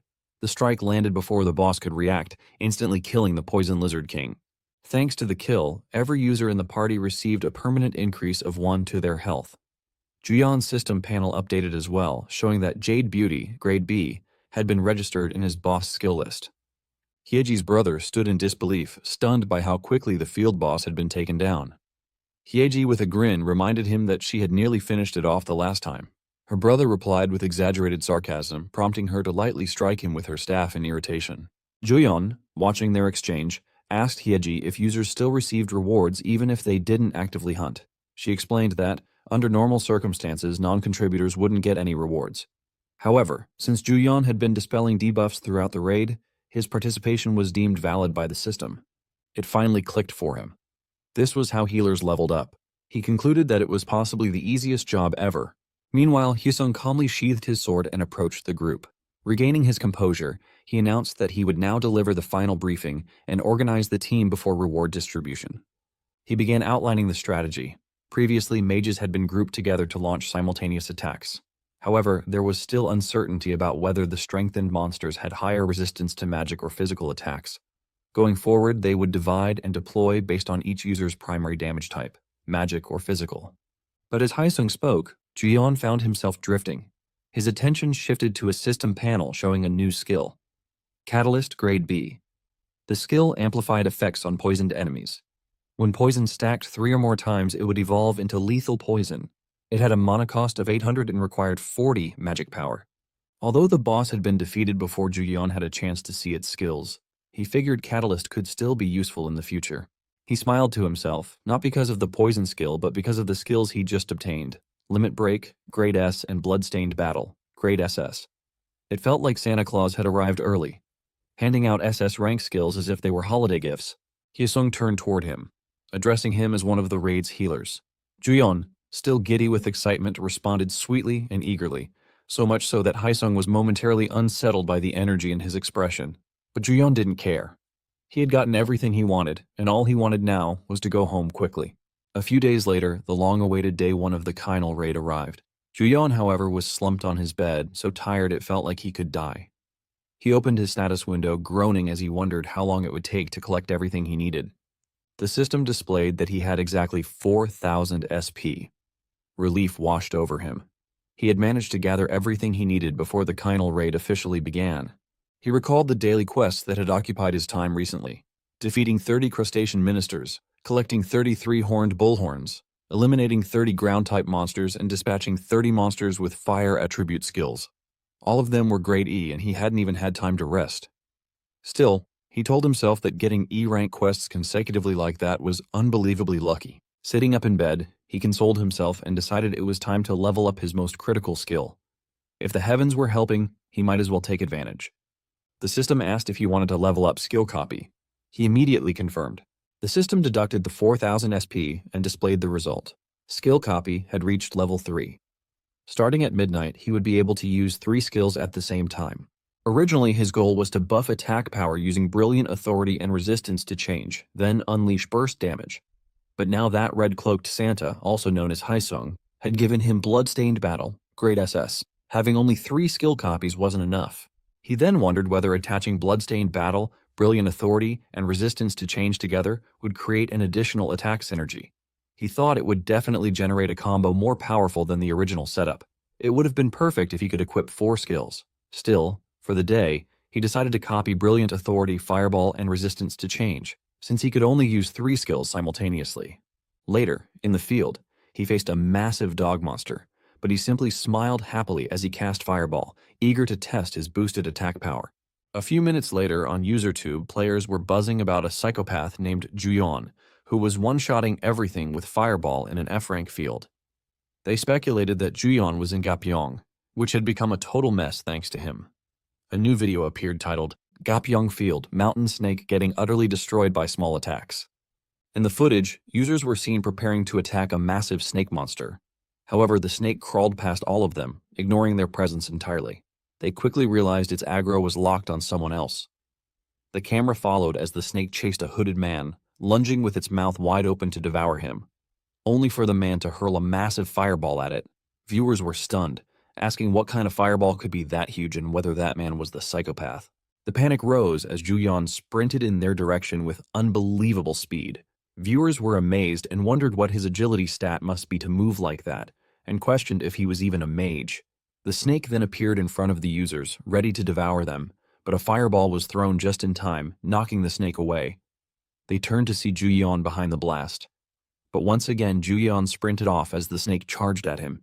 They watched in disbelief as he repeatedly attacked the snake with fireballs, even shouting at it to just die already. The comment left everyone feeling awkward, unable to believe that someone was actually taking down a field boss using chip damage. A crazy bastard, they thought. Meanwhile, somewhere else, a luxury black car came to a stop. Suyeon opened the door and reported that the field inspection schedule was complete. She informed Al that he had 1 hour and 24 minutes of free time until his next appointment. But Al ignored her, smiling as he watched a video of the so-called psychopath defeating the mountain snake. Suyeon asked if he was concerned about the psychopath. Al replied yes, because he was the one who had received his precious elemental ring. She commented that he seemed quite sure the psychopath was Juyeon, but Al merely asked if she didn't find it interesting. He noted that it hadn't been long since he had given Juyeon the ring, and the ring didn't affect agility or stamina. Yet Juyeon had been dodging attacks with minimal movement, as if he had long-trained combat instincts. Al stepped out of the car and asked Suyeon about the movements of the Raider Guild. She reported that, as predicted, sightings had been increasing near special fields. He then ordered her to keep a close watch on both the psychopath and the raiders, because with so much attention on Juyeon, bugs were bound to gather. Al proceeded toward the mansion, telling Suyeon that he hoped those bugs wouldn't cause trouble for his friend. Elsewhere, in an office room, a blond man smirked horrifyingly as he watched the video of Juyeon fighting the mountain snake. He had taken a keen interest in the one known as Psychopath. The next day, in the special field, he saw a video of himself on another channel and noticed it had over 4 million views. He was furious, wondering if those people were crazy, and shouted aloud why they were the ones making money when he was the one who did all the work. He questioned whether his right of publicity was a joke, even if not a single speck of his face had been shown. He snapped, realizing that if things were going to be like this, it would be better to upload the footage himself. He shoved his phone back into his pocket and planned to get his channel verified this time and upload the bodycam footage too. He decided his first upload would be titled Level 10 Beginner Mage Soloing E-Rank Field Boss, Mountain Snake, and was certain that if he uploaded the Kainal raid footage as well, the views would skyrocket. He planned to create a separate account to avoid being identified as the same person as the psychopath and began wondering, what if he ended up with 1 million subscribers and received a gold button? He even thought about whether he should upload a verification video. Looking around, he asked aloud how he was supposed to gather materials in the pitch black night. His daily quest was Grade B, and it required collecting 10 essences from the special field, defeating 20 monsters, and surviving in the field for more than 60 minutes. The reward was a quest buff Grade B and a random item box. He sighed in exhaustion, thinking that only E or F rank daily quests usually appeared. Had he seen the quest earlier, he wouldn't have had to come out at night. He still couldn't believe he had slept all day after catching just one measly snake. Determined to finish before the skill reset at midnight, he pressed on. Fortunately, a blue glowing crystal appeared in front of him. He wondered if it was the special essence, picked it up, and the system confirmed that he had 1 out of 10 essences. That confirmed it didn't drop from monsters, which meant he had to search every nook and cranny while running in circles around the field. He couldn't believe he was running again, and thought that if the quest hadn't been B rank, he would have abandoned it already, completely unaware of the eagle circling above him. Suddenly, the eagle lunges at him from behind. Fortunately, he sensed it just in time and managed to dodge at high speed. He then calmly looked down at the eagle, which had crashed into the ground. A moment later, the realization sank in and he shouted, demanding to know what just happened and how he had dodged it so instinctively. He watched the eagle struggle to free its beak from the tree and realized that his body had moved before he even had time to think. He wondered if it was the combined effect of using brilliant authority and resistance to change. Raising his finger, he decided to think about it later. He then cast Fireball, roasting both the eagle and the tree. Nearby, someone saw the explosion. The man remarked to his members that quite a few users were hunting even at such late hours. He asked them about Kainal. One of the masked men replied that the advance team had located it in the northwest. The man grinned, saying that just the thought of catching Kainal before that bastard Hyesung and watching him return empty-handed made him excited. His subordinate asked what they should do if other users barged into the raid. The man replied with a sinister smile and ordered them to kill everyone who barges in. A few hours later, Juyeon finished killing 20 monsters and was relieved to finally be done with one of his tasks.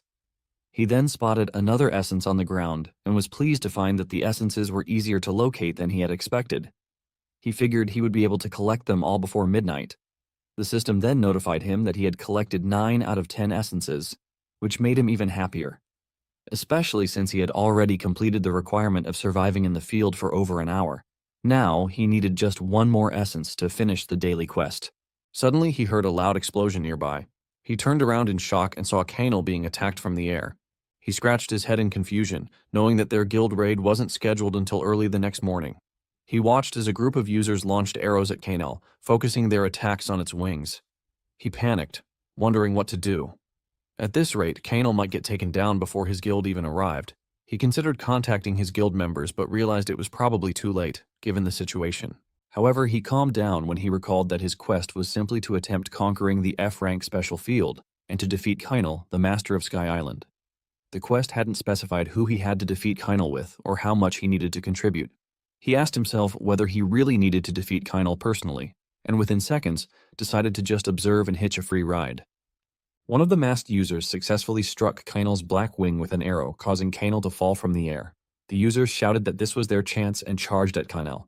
Kanal rose in fury, but he simply watched as the system displayed a notification. If Kanal's health drops below 50%, it becomes unable to fly and will corrupt one of its wings, adding the condemned grade E effect to all its attacks. Kanal then corrupted another white wing and entered its third phase. It summoned a second longsword and swung both swords rapidly, sending clouds of dust sweeping across the battlefield. Juyeon shielded his eyes from the dust. Then, to his surprise, he found another essence nearby. He casually approached it, humming to himself, and remarking that today's mission really was easy money. Unaware that Kanal had just released a powerful energy surge and stabbed both swords into the ground. The resulting force rippled outward, knocking the masked users away close to his location. He looked up and saw 3 users floating in the air, wondering why they were headed his way while he was still holding the essence. The users hit the ground but quickly got up despite the pain, determined to check for other scattered members and regroup. One of the men called out to Juyeon, who had also been hit by the man, and demanded to know who he was. The man, disoriented, added that he'd lost his mind trying to find the mage. Juyeon, now holding a mask, asked the man to repeat what he said. The man shouted at him to get a grip, but Juyeon ignored him, staring at the mask in his hand, wondering what it was. The man then angrily asked what he was doing and ordered him to get over there quickly. Juyeon stammered a yes in reply, put the mask on, and shouted to the others that they should go together, thinking that as long as he didn't get caught, everything would be fine. He silently thanked the original owner of the mask, whoever they were. The system then notified him that he had collected 10 essences from the special field and completed the daily quest. His unclaimed random item had been stored in his temporary inventory, and his quest buff had been applied as a reward. A moment later, the masked users continued their assault on Kanal, with powerful blue fireballs suddenly being hurled at the boss, severely injuring it. However, the masked users began asking where those fireballs were coming from. They hadn't seen them before. He overheard them muttering that someone was going through hell up close, but someone else was just a pure damage dealer leeching from a distance, which felt like total crap. That's when it hit him. He was screwed. His firepower had gotten too strong thanks to the buffs. He knew that if he didn't use any skills, it would look suspicious. But if he did use them, he'd stand out. If they weren't in the middle of an intense fight, he would have already been caught for sure. Still, continuously pounding the sturdy punching bag that was Kanal with his current stats gave him a rush. He and the other users continued launching attacks at Kanal. He thought that since things had reached this point, he might as well blend in and rake in the rewards. The system then notified him, if Kanal does not lose more than 10% of its health during the battle, the summoning order Grade A will activate, summoning the monsters of Sky Island. Additionally, once the summoning order is activated, the subordination enhancement, Grade A effect, would be applied to those summoned monsters. Suddenly, Kanal raised one of his swords into the air and released a powerful energy. The energy spike caught the attention of eagles in the sky and even monsters far off in the distance who had been attacking other users. Those monsters abruptly stopped and began sprinting away.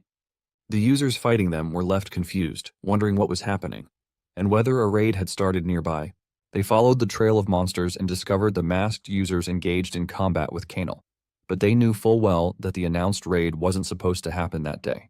The masked leader grew frustrated seeing more and more people taking notice.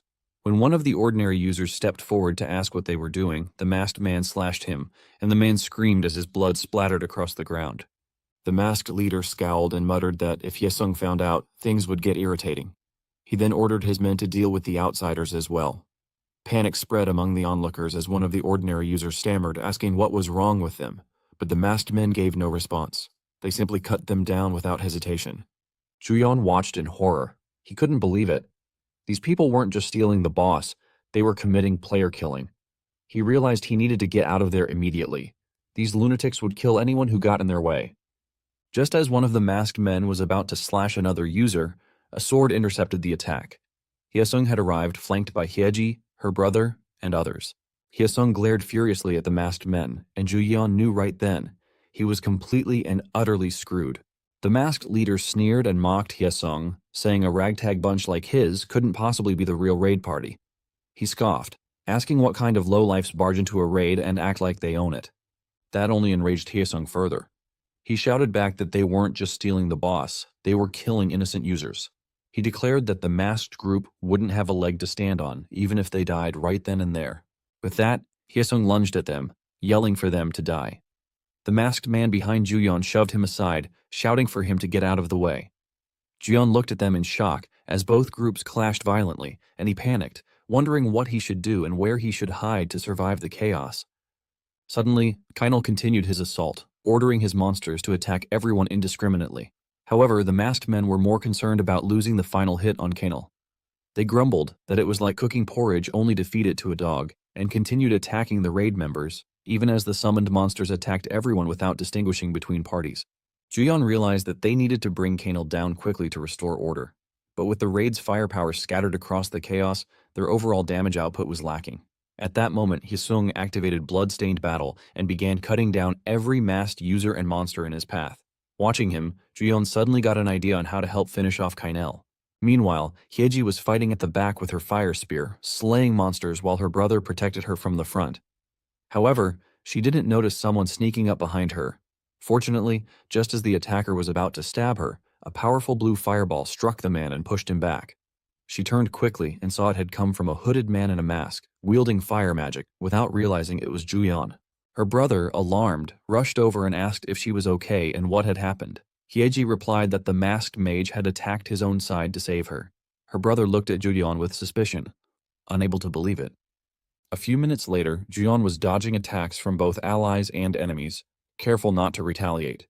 He knew they had to hold on just a bit longer. As the clock neared 11:58, he told himself to wait just a little more. He continued killing monsters with fireballs, then bolted when one of the raid members attempted to attack him. The moment the system clock struck midnight, he sighed in relief and immediately activated Skill Copy to duplicate Hyesung's Bloodstained Battle, which instantly increased all of his stats by 20%. Pointing forward, he launched a massively enhanced fireball, incinerating the monsters in front of Hyesung. Thanks to that, he secured 20 kills and increased his Bloodstained Battle effect by another 2%. Hyesung shot him a glare, clearly irritated, but ultimately let it slide and turned to attack monsters on the opposite side. As Juyeon fought, he realized that if the monsters kept respawning, the skill's effect would continue to stack. Since Bloodstained Battle increased stats by 2% per kill, it was even more broken than Resistance to Change, which only increased stats by a fixed value. Juyeon then launched an advanced fireball at Kainal, bidding it farewell. The blast landed successfully, triggering a massive explosion that rocked the battlefield. Moments later, the monsters had been wiped out, and Kainal was down on one knee. The raid members, seeing Kainal motionless, asked whether they could go in for the kill. But Juyeon cursed loudly as he caught sight of Kainal's red, furious eye. He knew it was entering its final phase. Kainal drew a spear and gripped its handle tightly. Then, slamming it into the ground, a powerful force erupted and spread across the entire Sky Island. Juyeon did his best to shield himself, but the energy was too overwhelming. He knew that if they couldn't endure this, they were done for. Suddenly, Hyeji's brother appeared in front of him and activated a protective barrier, shielding Juyeon from the blast. As the force shattered Juyeon's mask, he stared at him in disbelief. But Hyeji's brother simply said calmly, "He owe him one." The ground around Kainal shattered into fragments as the boss scanned its surroundings for any remaining life forms. It was startled when the sound of a barrier breaking came from above and spotted Hyeji's brother and Juyeon nearby. Juyeon raised his hand, gathering magic, and began forming a fireball. Pouring in more mana, he expanded the fireball until it was as large as a globe. Without hesitation, he hurled it in Kainal's direction. Recognizing the threat, Kainal understood that defeat was imminent. Hyesung and the others braced themselves as the fireball struck, forcing Kainal back down to its knees. A moment later, the system confirmed the boss's death with a massive drop of loot items. Among the items, a glowing necklace stood out, clearly the indicator of a boss system reward. Tension escalated as Hyesung and the masked leader exchanged glances. Hyesung issued a cold warning, advising the masked man to step aside if he didn't want to die after being saved. The masked leader, visibly annoyed, questioned whether it wasn't obvious that their mage was the true MVP. His attention locked onto Juyeon, his thoughts turning to how he could eliminate the boy and reclaim the boss system prize. At that very moment, Juyeon received a system alert notifying him that he had completed his main quest and would be transferred to the tutorial field in 10 seconds to choose his rewards. He stared blankly at the message, then glanced at the masked leader, who clearly hadn't realized the extent of Juyeon's damage potential. Leaping from a nearby cliff, Juyeon landed directly on the pile of dropped items. Both Hyesung and the masked leader were stunned by his boldness. As Hyesung rushed forward, Juyeon called out to the group, asserting that they had clearly seen him finish off Kainal. He then picked up the necklace near the boss's corpse. The masked leader seethed, finally recognizing Juyeon as the psychopath user.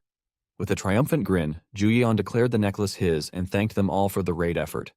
Before anyone could stop him, he disappeared, leaving both Hyesung and the masked man grasping at air. Hyesung, feeling nothing but empty air where his sword had swung, cursed in frustration, accusing the boy of playing him. The masked leader, surprisingly calm, stated that they had been tricked. When Hyesung demanded an explanation, the man merely asked what else it could be, noting that everyone there had just been outsmarted by that psychopath. Still in disbelief, the masked leader couldn't accept that the boss system had been stolen from right under him. Meanwhile, Juyeon, now floating in space, was also trying to process what had just happened, unsure if he had truly pulled off such an outrageous move. The system then issued his rewards: 10,000 SP, one selectable detailed trait upgrade, and a random skill master reward box for completing the main quest. Additionally, he received 4,000 SP and activation of the fourth sub-trait of his unique trait for completing the tutorial quest. It also confirmed that he had absorbed the soul of the special field boss Kanal, classified as Grade F, which granted a stat increase of +1 across the board, and the boss skill descendant, Grade A. Juyeon, stunned, muttered to himself in disbelief, overwhelmed by the flood of system notifications. Abruptly, the notification panel slid away, revealing a small fairy who addressed him as the Brave One. Juyeon stared in shock, but the fairy introduced herself calmly as Ego, his tutorial assistant. Still confused, he asked for clarification, to which she affirmed her role. Ego explained that she had been summoned to guide him through the tutorial process.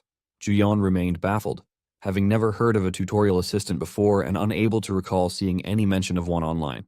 He speculated that perhaps it was a feature exclusive to EX-grade unique traits.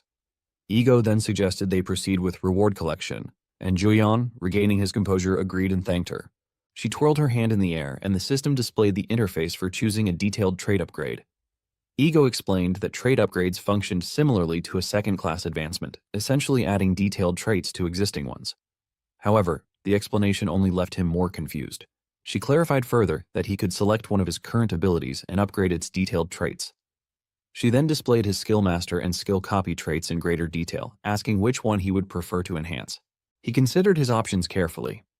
Upgrading income would increase the SP gained from his attacks, which would be beneficial in the long run. But he knew he was currently too weak. If the raid against Kanal had taken place before midnight, before his skills reset, he would have stood no chance of defeating it. He concluded that increasing the number of available skill copies was the smarter move. He informed Ego that he would select sample for skill copy, and she confirmed his choice by applying the detailed trait upgrade. As a result, he would now gain 2 charges for copied skills at midnight and 12 p.m. Additionally, when using skill copy, there would be a chance to either recharge 1 copy or upgrade the last copied skill by 1 grade. He was amazed at the result, though slightly disappointed that the charge was reduced to 2. Still, with 4 copies a day, it was more than manageable. He then realized that with some luck, he might even reach up to 8 copies per day. Ego asked if he would like to check his other unclaimed rewards, to which he immediately agreed. She opened his random item box and drew out a fire explosion sword, Grade C. The weapon provided an additional +7 strength, +3 magic, and increased fire attribute mana infusion and skill power by 7%. He stared at the sword, reflecting on how everything seemed to revolve around fire attributes, even this reward. Ego then handed him a chest, his skill master reward box, Grade C, from the main quest. Upon opening it, he received a bonus quest, Grade C. The objectives were to defeat 2 field bosses, eliminate 100 monsters, and spend 5,000 SP. The reward included 10,000 SP and plus 3 intelligence stat points, Grade D. He questioned whether it was truly an item, since it felt more like a quest, but decided it was an excellent deal considering the SP return. Next, Ego proceeded to apply the new sub-trait reward, and he received the 4th sub-trait of his unique trait. It granted a random option, Grade F, to any copied skill. He interpreted it as an extra attribute added to copied abilities and considered it a decent addition. He then raised Kanel's cursed necklace and told Ego that what he had truly been looking forward to was this item.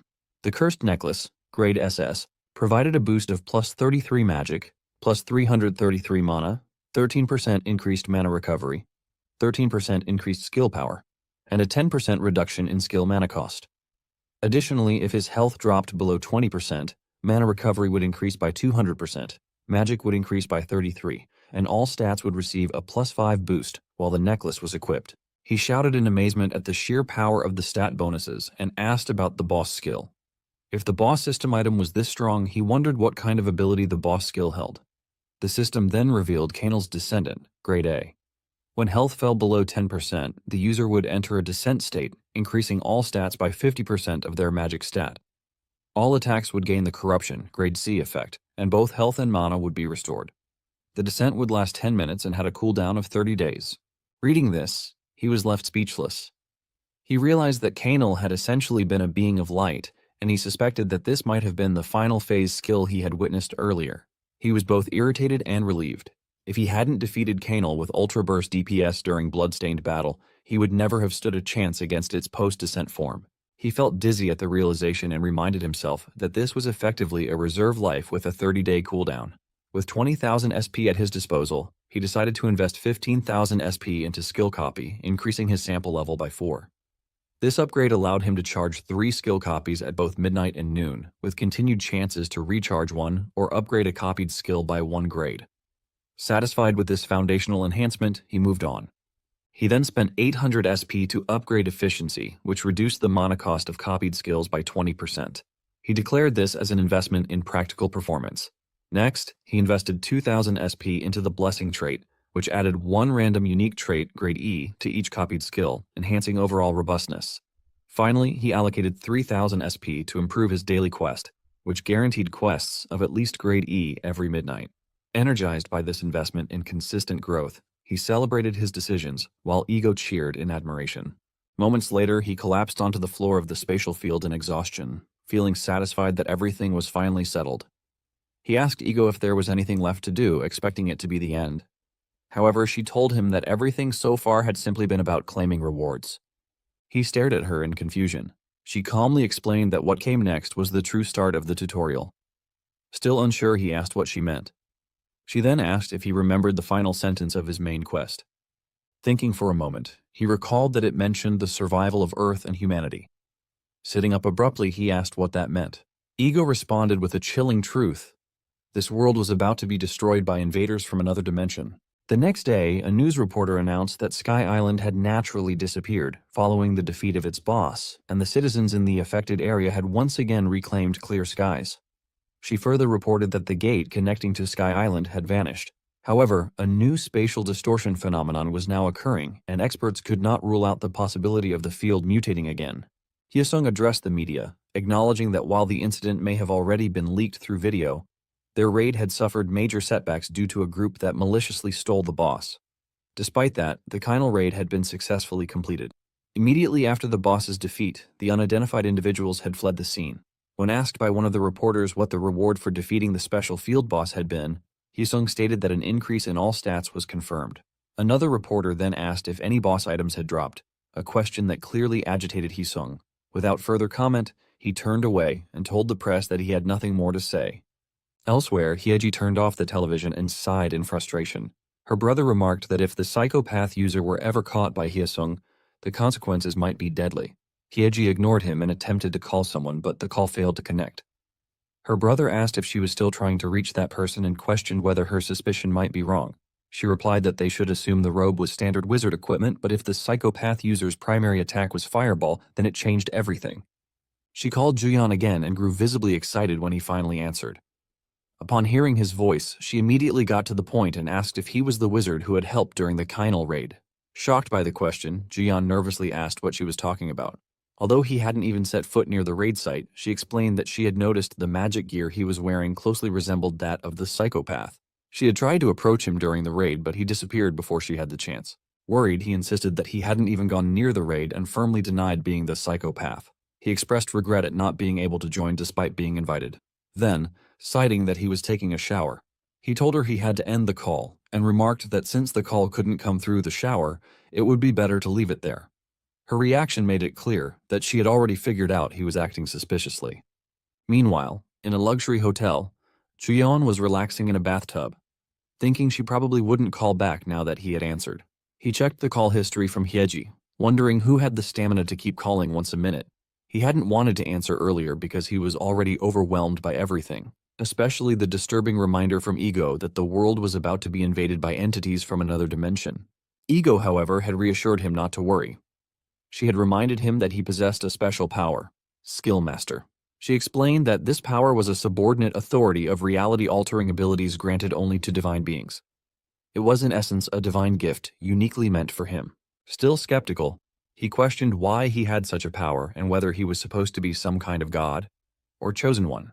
It didn't sit right with him, especially since he had always lived a disciplined and honest life, including his time in the military. Ego admitted that the situation was indeed confusing, but told him not to overthink it. She pointed out that he had already achieved many things and had received numerous rewards for them. However, she added that now there was only one final choice left to make. When he asked what choice that was, Ego explained that the power he currently wielded was not yet the full strength of the divine shards. A true hero is someone burdened with the power to save the world. That power could either remain dormant or flourish, depending entirely on the choice he made. She then posed a pivotal question, whether he would be content with simply surviving and enjoying the weight of his power, or whether he would choose to rise up, bear the burden, and save the world himself. Unable to respond immediately, he remained silent. Ego then reassured him that salvation was not necessarily the hero's duty. It was merely one of many options available to him, as it had always been. Back in the present, he still couldn't believe that someone like him, who had been nothing more than a lazy bum until recently, was now contemplating salvation. He decided to forget about it for the time being, and instead planned to eat fried chicken and drink beer after finishing his bath. Meanwhile, at Hyeji's house, she lay sprawled on the sofa, feeling pleased with the work she had just completed. She reasoned that Juyeon definitely had psychopath tendencies based on her sharp intuition and genius-level analytical skills. However, she still lacked concrete proof, so no matter how much she speculated, she would need to meet Juyeon face-to-face to confirm it. Her brother noticed her deep calculation and asked why she was so obsessed with Juyeon. She ignored him and continued her investigation, prompting him to remind her that even S-rank users could die in field zones at any moment. She responded that if she was going to die anyway, then she at least wanted to be the best in that field. To achieve that, she would need someone exceptional, like a psychopath, in her party. Her brother sighed hopelessly and remarked that if she truly wanted to be the best, she should stop acting so recklessly all the time. She nodded, thinking fast. Juyeon caused trouble on Sky Island, then slipped away without a trace, careful to stay out of sight. She guessed he was under level 40, so he would skip busy places and look for a quiet D-grade field far from Seoul. Low on cash and without a car, he likely moved by bus or on foot. With all those deductions, she proudly told her brother that if she narrowed the range accordingly, she expected Juyeon would soon appear at a D-grade spider cave near the metropolitan area. Her brother, however, didn't share her enthusiasm. After her lengthy explanation, he simply asked if she was being dumb and pointed out that things never went as smoothly as she imagined.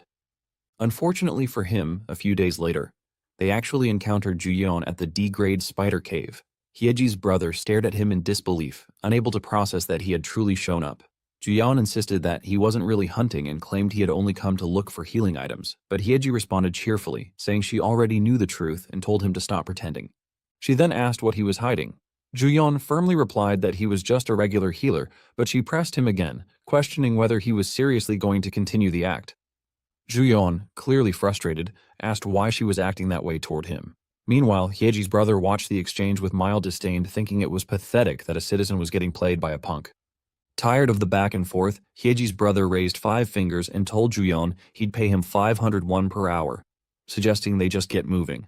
He placed a hand on Juyeon's shoulder, thinking it was pointless to waste time trying to convince Hyeji to change her mind. As Juyeon was about to object, the brother reminded him that they had agreed he'd pay off his debt. Juyeon looked at him in disbelief, pushed the man's hand off his shoulder, and sighed in frustration. Reluctantly, he agreed to go along with them, admitting that he didn't really understand what all this talk of light meant, but he was going because they were offering 500 won. Hyeji, thrilled by his response, said they should head straight to the field. Juyeon stopped them and said to wait a moment. When Hyeji asked what it was this time, he explained that he needed to use the bathroom. Hyeji smiled knowingly, while her brother silently recalled her deduction about Juyeon possibly having irritable bowel syndrome. He began to wonder if she had just confirmed it. Meanwhile, Juyeon felt deeply embarrassed, guessing that they had now branded him as some kind of poop freak, completely unaware that in reality they had already labeled him as the psychopath. A moment later, Hyeji continued to press him, asking again whether he was the mage who had scampered off after helping in the Kynal raid, and if he was, in fact, the psychopath. She smiled brightly at him, but he feigned confusion, asking her to repeat what she had said as though he hadn't heard it clearly. Her expression shifted into frustration, annoyed that he was still being so evasive. They were nearing the entrance to the spider cave, yet Hyeji wouldn't let up. She insisted that if he truly was the psychopath, she wanted to repay him for his help. Since they worked in the same industry, she promised to keep his identity a secret no matter what. He wiped the sweat from his face, uneasy, but began piecing things together. Based on what they were saying, it seemed obvious now that they were convinced the scammer mage was him. He recalled Hyeji's brother mentioning that they had agreed to repay him, and it confirmed that there was no use denying it any longer. Admitting defeat, he confessed that the psychopath and the crazy mage were both him, but he urged them not to tell anyone. Hyeji was astonished but quickly connected the dots. That explained why his magic output seemed greater than hers. He clarified that the difference came down to gear bonuses, stressing that equipment was the key. She agreed and asked him what skill books he used for buffs or healing, considering he was a mage. Before he could answer, her brother stopped walking and reminded her that they were in a fairly high-level D-grade field with a lot of monsters.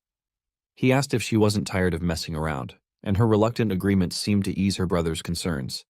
He then said that since they had earned their 501, he would go ahead and clear the path. Drawing his fire flame sword, he prepared for combat. Hyeji was surprised to see he used a magic sword, something she hadn't known about. He simply explained that he couldn't afford a staff, so he had settled for a sword instead. He considered that due to his magic power stat, the sword was better than nothing. Since he was already equipped, he decided it was a good chance to test out his skills. To Hyeji's confusion, the sword emitted ice instead of fire. Remaining silent, he activated Ice Spear, grade E, which summoned a spear made of ice capable of attacking enemies within a 20-meter radius. He appreciated that being a skill master gave him the advantage of using various types of skills and combining them freely. He then layered a poison, grade D effect onto the ice spear, which would inflict poison on any struck targets. He launched the spears at the spiders blocking the path, intending to poison them to death. After confirming the spears had pierced the targets, he clenched his fist tightly and activated Catalyst, which amplified the effects on poisoned enemies. When the poison stacks exceeded 3, it transformed into critical poison. They all watched as the spiders' insides exploded from the reaction, killing them instantly. He acknowledged once again that magic wasn't bad at all, but if he were spotted using such flashy attacks, he'd be in trouble. That made him conclude that he should avoid using Fireball for a while. Hyeji, who hadn't expected him to have different magic affinities, asked if he wasn't actually a flame mage. He didn't respond, having realized that Fireball's damage now felt lacking compared to the other magic he had tried. Hyeji stared at him in growing confusion, beginning to wonder what he truly was. Later that day, at a Sampyeongsal restaurant, Hyeji chatted happily while drinking beer. They raised their glasses to toast, but he kept his gaze low, planning to sneak off right after the meal. A short while earlier, he had killed the queen spider, grade D boss, and absorbed its soul. He was pleased with the one-shot kill and the successful skill test and had been ready to head home, until he was startled by Hyeji's loud scream. Hyeji and her brother had just discovered they couldn't acquire the boss's soul due to insufficient contribution. She commented that although she had earned the 501, all she had done was provide minor support, and now the soul had gone entirely to him. Frustrated yet amazed, she said she might as well buy him a sip of wine to make up for it. He quickly agreed out of fear and offered that they should eat some meat instead. It finally sank in that this was a party hunt, not a solo run, and that maybe disappearing right away wasn't such a smooth move after all. Back in the present, he took a sip of his beer and figured he might as well relax and enjoy the drink. But just then, Hyeji slammed her beer glass on the table and called out to him loudly. She announced that she had a proposal that would turn him into bones and flesh, leaving him with the sudden realization that things were about to get messy. She explained that in the field, monsters weren't the only danger. Conflicts with other players often broke out, as seen during the final raid. Some people believed that getting stronger would naturally resolve everything, but the truth was that players didn't hunt boss monsters alone. Even if the enemies were humans instead of monsters, the risk and difficulty remained the same. The weight of her words made him tremble slightly as he understood what she was getting at. Remaining composed, she emphasized that there was no point in hunting alone. It was far too dangerous. She questioned how exhausting it must be to deal with high-level fields without a tank, a proper schedule, or even the hassle of managing taxes from item sales. She then handed him a joint contract, offering to handle everything on his behalf so that he could focus entirely on hunting. He asked if she was serious about signing a contract with him, and she confirmed it. She explained that there weren't many reliable users in the field hunting industry, but he was strong, and they shared a secret. Monsters left behind items when they died, and people left behind their names. If one couldn't become the best alone, then rising to the top with the help of others was the next best path. She added that she hated being a side character more than dying itself. Holding the contract closer to his face, She promised that signing it would grant him access to a free office tel exclusively for users, with the world's most beautiful woman living next door. Her brother, watching the exchange, thought Hyeji was trying a bit too hard. When he asked who is the most beautiful woman, Hyeji proudly and confidently pointed at herself. Both he and her brother were left speechless. Choosing to pretend he hadn't seen it, he commented that the contract conditions were too good to refuse. Hyeji, overjoyed, said they should sign it immediately and celebrated loudly, much to her brother's embarrassment. He told her to sit down and eat. A few hours later, the contract was officially signed. Hyeji explained that the field schedule would prioritize his preferences, and she would manage everything outside of combat, including his daily routine. She handed him a black card and told him to buy whatever he needed. She would handle all the money he earned from field hunts. He accepted the card as she added that if he needed anything clarified, he should just let her know anytime. He looked around, thinking how unbelievable the whole situation was, but replied that her explanation had been perfectly clear. Internally, he was thrilled. It was awesome. He was now living in a penthouse. The contract was a dream for Juyeon. Hunting had never felt easier. More than that, despite trying to avoid unnecessary attachments because of the circumstances, he couldn't help but admit that Hyeji was undeniably attractive. For someone like her to voluntarily become his manager made him feel like even Muhammad Ali had nothing on him. And ever since acquiring Catalyst, everything had been going smoothly. A few days later, the system notified him that his copied Blood Combat, grade SS, had leveled up. He was stunned by the upgrade and shouted with excitement, relieved that he no longer had to rely on Hisung's skills. He decided it was time to test it out with Ice Spear and recalled Hyeji telling him that he was strong. He imagined using Fireball alongside Blood Combat, estimating that the attack power would be overwhelming. Rushing off to find Hyeji, he told her to prepare for the field. Today, he planned to give them a proper ride on the metaphorical bus. Yet in the back of his mind, he wondered if this excitement had made him too relaxed. Maybe, just maybe, he was starting to get careless. Just a moment later, Hyeji and her brother were both fully dressed for the field. Her brother, a rank 37 user, expressed concern, asking if they were really going to a C-rank field with just the three of them. Hyeji, who was level 36, replied that they had wanted to check it out at least once. Juyeon chimed in, noting that the recommended level range for C-rank fields was between 31 and 40. Despite this, he confidently claimed there would be no problem, even though he himself was only level 15. Hyeji's brother, however, was most worried about him. Hyeji's brother explained that while the system displayed a suggested level, the actual recommended level could vary significantly depending on party composition and field conditions. But Juyeon reassured them both that everything would be fine. He said he had a plan and confidently declared that he would sweep up all the experience for them, convinced that with Blood Combat Grade X, there was nothing he couldn't handle. Later, in the C-rank field at Mount Unak Natural Recreation Forest, a field infamous for its mobile, plant-type monsters, they arrived prepared. Since the area used to be a public forest, it was filled with mutated trees, making it essential to bring at least 2 AoE skill dealers. Juyeon, however, believed today would be different. He launched a fireball at a nearby plant monster that attempted to attack them. The siblings watched in amazement as he took it down with a single strike. Juyeon already knew that fire was the most effective element against tree-type monsters. The system notified him that his fireball had received a 10% skill effect boost thanks to his enhanced Grade E trait. Excited, he took it as a good omen for today's hunt. He decided to copy only the buff portion of Blood Combat so he could track its stat increases accurately, and also copied a backup skill in case of emergencies. Wanting to test whether Blood Combat could be copied with his body cam footage as well, he activated his explosion technique to stylishly incinerate a cluster of tree monsters, finishing them off with a flashy last hit. Hyeji's brother looked at him suspiciously, while Juyeon smirked, thinking he had just triggered a bonus effect. Now he could copy up to 5 skills in total. As he laughed softly and continued burning the trees, Hyeji listened and watched in silence. She saw how confidently he moved, shouting at the monsters to die as he released waves of fire. In that moment, she realized why users referred to him as the psychopath. While Juyeon remained focused on skill testing and hunting, he failed to notice a man in a suit watching him from a distance. The man reported through a device that the target's location had been confirmed and that the skill appearance matched the psychopath. Elsewhere, in an office, a sharp knife was hurled in a fit of anger. It struck the screen displaying Juyeon's image. The person watching demanded to know how Juyeon had dared to appear again so soon, especially with so little time having passed. The knife embedded in the screen marked the center of Juyeon's face, and the man seethed with fury, convinced that Juyeon had completely lost his sense of fear. The masked leader then spoke, his voice cold and full of menace.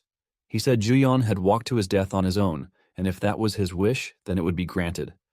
A moment later, they had made their way deeper into the C rank field and had just finished defeating another monster. Juyeon was busy picking up the dropped items, proudly declaring that his level was skyrocketing after jumping from level 15 to 17. As he sifted through the remains, he noticed something unusual inside the boss. A bone. Curiously, he picked it up, initially assuming it was an item, but froze in place the moment he realized it was a human bone. Horror overtook him, and he screamed, instantly drawing the siblings' attention. Hyeji asked what had happened, and he stuttered while explaining that he had found a corpse. Still in shock, he admitted he had let his guard down, thinking no one else was around, and nervously asked if he might have hit someone by accident. Hyeji bent down to examine the bone, calmly reassuring him while inspecting it. She explained that fire alone wouldn't reduce someone to a clean skeleton unless they were entirely incinerated into bone dust. She pointed out that there was no way someone would come into the field without armor or a weapon, suggesting instead that the person had likely been player killed and looted. She concluded that they should report it to the cleanup squad. He asked her why she was so calm about it, and she told him that murder happened far more often in the field than people realized. It was difficult to distinguish from cult activity, making it hard to track.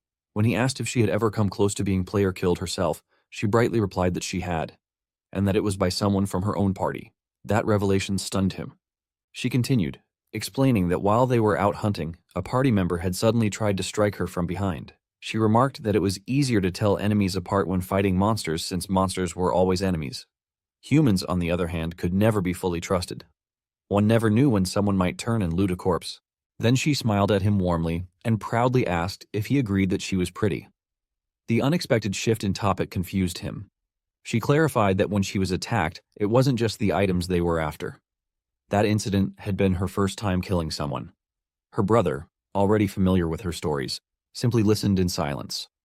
She then shouted that the trash who came at her basically begged to be killed, so the aftermath hadn't been as traumatic as she expected. She warned Juyeon to be careful, noting that there were plenty of lunatics roaming the field.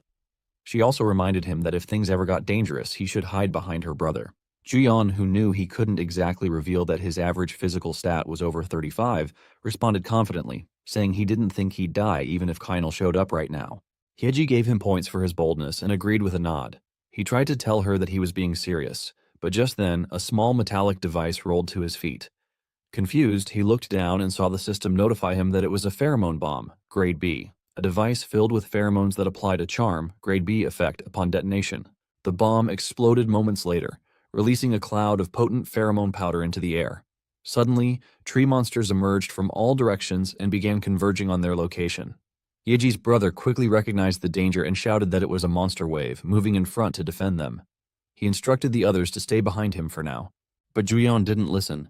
Ignoring the warning, he charged ahead, proclaiming that he could handle the monsters on his own. In his excitement, he didn't realize that someone had aimed an arrow at him. Just as he distanced himself from the siblings, the arrow was released and struck him in the nape. Though it didn't pierce his skin and fell to the ground harmlessly, he immediately realized it was an ambush. He scoffed, calling his attackers idiots for only using one arrow, clearly unaware of his physical stats. Unfortunately, the arrow had applied slow and pain, Grade A effects, both of which would last for 3 minutes. His knees buckled beneath him, and he collapsed, trembling from the pain. As the world blurred around him, a man stepped out from the shadows with a broad grin, declaring with malicious glee that it was hunting time. The siblings rushed toward Juyeon, but a tree monster charged at them before they could reach him. Fortunately, Hyeji noticed in time. She used her fire spear to incinerate it. The other tree monsters became more enraged and closed in quickly. Hyeji cursed under her breath, knowing that even on a normal day, these monsters were difficult to manage, and protecting Juyeon at the same time was nearly impossible. She realized she had to act fast. She instructed her brother to clear a path. He responded by lifting Juyeon onto his shoulder and told her to follow him. With sheer force, he began pushing through the tree monsters, shielding them while Hyeji continued burning the creatures from behind. Another pheromone bomb was thrown at them, but Hyeji reacted quickly and destroyed it with a burst of firestorm before it could detonate. She succeeded, but just then, the masked leader appeared. The masked figure confronted them, questioning where they thought they were going and accusing them of trying to flee without putting up a fight. Hyeji's brother demanded to know who he was. The man stated that he had business with the one her brother was carrying, referring to Juyeon, and claimed that if they handed him over, he might let the others live. The comment angered Hyeji's brother. Hyeji launched another fire spear at the intruder, but he remained still and effortlessly deflected the attack. She recognized his movement and suspected he had been present during the Kainal raid. The man taunted her, noting that while she was attractive, she was clearly clueless. He concluded that she would have to die as well and ordered his men to trigger another pheromone bomb. As the bomb detonated, the nearby tree monsters were drawn in once more. The man remarked that they couldn't rely on pheromone bombs forever and suggested they try to survive a little longer. Hyeji's brother did everything he could to protect Juyeon, pressing forward with his shield. Hyeji behind them rapidly cast fire magic to burn down the charging monsters. Juyeon trembled in pain, his body overwhelmed by the effects of the arrow. His limbs no longer responded properly, and everything felt like it was burning. He questioned how it had come to this and wondered if this would be the end. Then, distant screams from Hyeji and her brother reached his ears. Slowly, he opened his eyes. A splash of warm blood struck his face. In front of him were the corpses of slain monsters. Disoriented, he tried to comprehend what had just happened. His mind drifted back to Hyeji's earlier warning about hiding behind her brother when things became dangerous. That memory fueled his anger as everything that had just happened came rushing back to him. Hyeji, noticing him stir, asked if he was regaining consciousness and whether he could stand. Rather than respond, he reached for his phone. He admitted that it was shameless of him, but said he had a favor to ask. He pleaded with both of them to keep what they were about to witness a secret. Meanwhile, the masked man approached with his group, mocking the siblings for still holding up while carrying Juyeon. As a twisted reward, he promised to ensure it wouldn't hurt much. Hyeji cursed at him, but he ignored her, turning to Juyeon. He remarked that Juyeon had finally risen and sarcastically asked if it hurt badly. Juyeon admitted that it did. The man laughed at his pain, claiming Juyeon was pathetic for whining when he was about to be reduced to bones anyway. Juyeon remained silent and slowly raised one finger into the air. The attackers immediately raised their shields, expecting a fireball, and called him a fool for thinking it would work. Juyeon calmly questioned their certainty. Multiple magic circles appeared above them. The group looked up and quickly realized it wasn't a fireball. Recognition dawned on them. This was the mage who had taken Al's ring. Before they could act, Juyeon lowered his finger. The meteor rain skill activated. Meteors rained from the sky. The attackers scattered in panic. The masked man charged toward Juyeon, yelling that he was insane and questioning whether he planned to die along with everyone else. He tried to insult him, but before he could get close, Juyeon activated Bloody Fury, instantly tearing the man apart. As the meteors struck the ground, explosions erupted all around them. A few seconds later, the ground was shattered, and nothing was moving. However, Juyeon and the siblings were safe, standing clear of the devastated area. He looked down at his hand, then let himself collapse onto the ground in relief. After confirming they had survived, he realized that without the teleport skill, he would have died. Earlier, just past midnight, while adjusting his setup, he had copied Fireball and Explosion into Bloodstained Battle and noticed he had one skill slot left. He wondered what to fill it with and then saw a video of a user attempting to shoot an arrow at a bald man before teleporting away. He told himself it wasn't about lacking confidence in hunting, but about preparing for emergencies. Everyone needed insurance. Without hesitation, he copied the teleport skill. The skill designated a mark on a target and when activated, allowed him to teleport to the marked location. He shouted in excitement at the discovery. It was essentially mass teleportation. Then, the system granted him additional bonuses, which thrilled him even more. With bonus slots now available, he couldn't help but dance, convinced that today must be his lucky day. Back in the present, the siblings looked at him suspiciously. He told them he would explain everything later. Hyeji agreed and, energized, encouraged them to pick up the items the attackers had dropped. But before they could move, they heard gasps from below. Users had gathered, staring up at the massive crater left in the ground, speculating whether Al had come through it because of the pit's enormous size. Juyeon, watching from above, realized he had saved his own life, but also knew it was now only a matter of time before his identity was discovered. He felt a wave of dread. He was truly in trouble. Just then, the system displayed a notification. He had reached level 20, and his unique sub-trait had been unlocked. It was skill storage, graded at S. Later, inside the penthouse, he explained everything to the siblings. However, they stared at him in confusion. Hyeji asked if he had said Skill Master. He confirmed and clarified that it was an EX class that allowed him to copy and use all types of skills. Hyeji, surprised, asked if that was why he could use healing, damage, and buffs all at once, and if he could even use her skills. He told her it was possible. She pointed at her brother in disbelief and asked if he could copy even the skills her brother possessed. He confirmed again, but noted that being a tank without the right gear was still difficult. Intrigued, she questioned whether such a class was even possible and asked how many skills he could copy. He told her that the details were a secret, leaving her disappointed. Her brother then shifted the conversation to a more serious note, asking if Juyeon knew anything about the group that had attacked them. Juyeon responded that he believed they were the same people involved in the Kinal raid. Hyeji added that she had a hunch about their origin. When her brother asked where she thought they were from, she answered, "The Raider Guild." She went on to explain that he had probably heard of them, as there were rumors of a group collecting boss-level items. Juyeon agreed and mentioned that he had even encountered them once. Hyeji revealed that the group had once offered to recruit them, but only under the condition that they hand over any boss drops. That group had been the Raider Guild. He then asked how that connected to the player-killing group. Hyeji explained that among the items recovered from their attackers were several boss-tier items. Given the low drop rates of such items, it was rare, if not impossible, for multiple groups to gather them unless something else was at play. She added that the Raider Guild was a global organization with branches all over the world, and that they didn't even know who their true leader was. Upon hearing that he had made enemies with such a group, Juyeon turned pale with fear. A moment later, he finally lay down on Hyeji's large, soft bed, realizing that he had stirred up far too many incidents. His identity was on the verge of being exposed. He reminded himself that he needed to become stronger before that happened, and his best chance would be through skill rank-ups. He opened his status window. It displayed a total of 30,000 SP. He felt relieved. His steady accumulation of SP from daily quests had paid off. He knew he needed to ensure a consistent supply of SP, just in case completing daily quests became difficult in the future. He used 5,000 SP to level up his unique trait, Skill Master, to level 1. This upgrade increased his passive income to level 4, now giving him 1,000 SP every 24 hours at midnight. Still, he quietly wished SP would accumulate on its own while he was simply lying down. To reward the skill that had contributed the most during the recent battle, he used his remaining 25,000 SP on enhancing the blessing of his Skill Master trait. It leveled up from 2 to 3. With the upgrade, it now randomly granted 2 unique traits to a copied skill, allowing one of them to be selected and applied. Feeling refreshed, he leaned back and considered whether D-grade traits must be incredible, especially since even E-grade traits had already proven significantly effective. Next, he accessed his new unique trait, Skill Storage, rated Grade S. The description indicated that it allowed him to use 1 copy count to store a skill. Stored skills would retain trait grants and maintain blue-level effects or higher until replaced. However, storing a new skill would consume 1 copy count, and copy count recharge would not apply. He sighed, thinking that if only he had unlocked this earlier, he could have permanently saved Bloodstained Battle at Grade EX.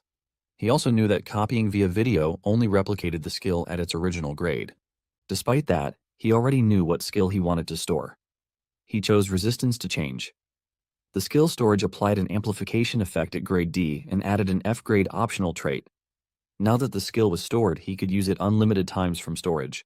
He also decided to store Radiant Power and Bloodstained Battle. His plan was to keep rolling for rank-up bonuses through copying and to spend the next few days resting while doing so. Unfortunately for him, that rest was short-lived. Just a few hours later, he found himself standing beside the siblings in front of Muhammad Al. Al greeted them warmly, noting that it was their first time meeting in person. Juyeon panicked internally, wondering why Al had come to their house. He recalled that just as he had decided to rest, a visitor arrived, and to his surprise, it had been Al once again. Al acknowledged that Juyeon had caused quite a stir this time. However, he assured them that the rumors linking Juyeon to both the mage from the Canal battle and the notorious Psycho had been quietly handled so they wouldn't spread. Juyeon was about to express his thanks, but before he could, Hyeji thanked Al on his behalf and asked what his true reason for visiting was. Al responded that there was no need for suspicion. He simply wanted to hear his friends' thoughts. He informed them that the ones who had attacked them were from a global-scale guild known as Raider. Hyeji noted that Al knew of them too. Al continued, revealing that he was already at war with the Raider Guild and, through that conflict, had obtained some interesting intelligence.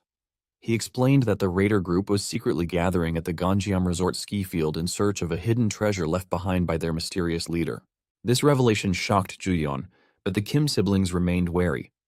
Hyeji asked why Al was sharing such critical information, and questioned why he couldn't take action himself.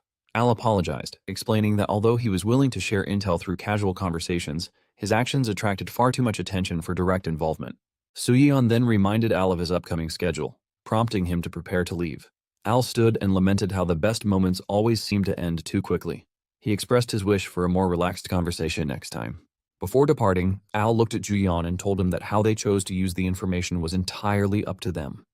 He expressed his hope to hear their decision, whether they would choose to wipe out the enemy together or prioritize their own safety.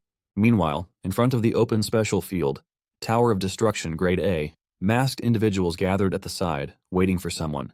Eventually, a figure emerged from the field, carrying something behind them. It was the Raider Guild leader, Lin Xiaolong, who calmly walked out, dragging the red corpse of a dragon behind her. One of the masked men respectfully greeted her and addressed her. In response, she raised a finger, slamming him against the wall with force. She corrected him, stating that the former guildmaster was dead, which meant she was now the head of the Raider Guild. From that moment forward, they were to refer to her as boss. She released the dragon's corpse and reported that the monster's attack patterns had been identified up to the 20th floor. She ordered them to begin analyzing the monster materials immediately. She then turned to one of her subordinates and asked about the suppression progress of the old man's faction. The man reported that 98% of the followers from the previous generation had been eliminated, with the remaining remnants scheduled for disposal soon. She commended him on the good work and stated that the old man's hidden treasure in Korea must still be untouched. She instructed them to proceed with retrieving it as planned. Everyone accepted her command without hesitation. As she walked, her thoughts turned to the changing era. The time of making money like powerless, monkey-like users was over. Now was the age of superpowers. Those who conquered special fields and seized boss items would hold true power. She was certain that the throne belonged to her. Meanwhile, Juyeon and the Kim siblings arrived at the ski resort. Juyeon was in awe. It was his first time seeing the place. Hyeji asked if the view wasn't stunning and commented that it was a shame they couldn't enjoy themselves because of the monsters. Hyeji excitedly declared that they should finish their task quickly and return later to have fun.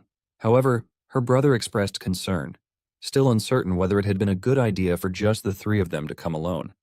Days earlier, Hyeji had proposed that they strike the Raider Guild first. She revealed that she had sold the boss item dropped by one of the attackers under her own name when disposing of it. Her brother had been shocked, asking what she had done.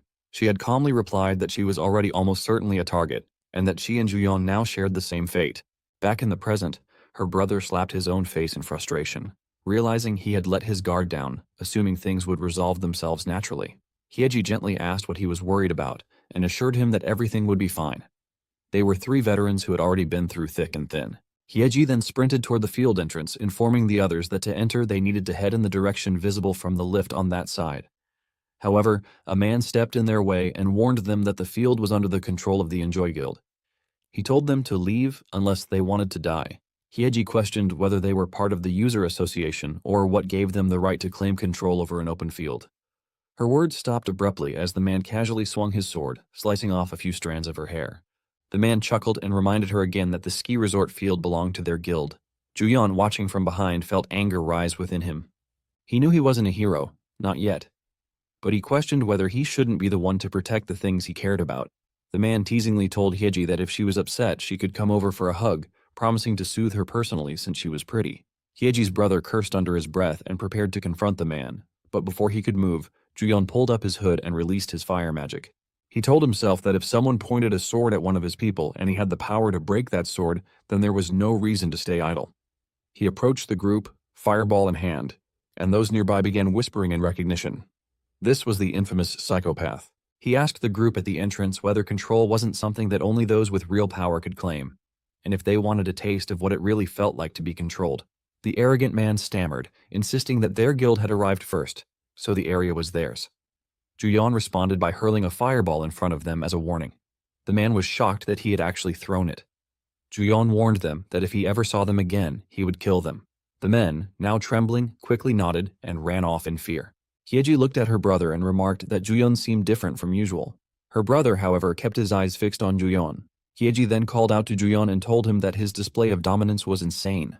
Juyeon glanced back awkwardly and replied, a little shyly, that perhaps he could be quite dominant. Juyeon found it strange himself.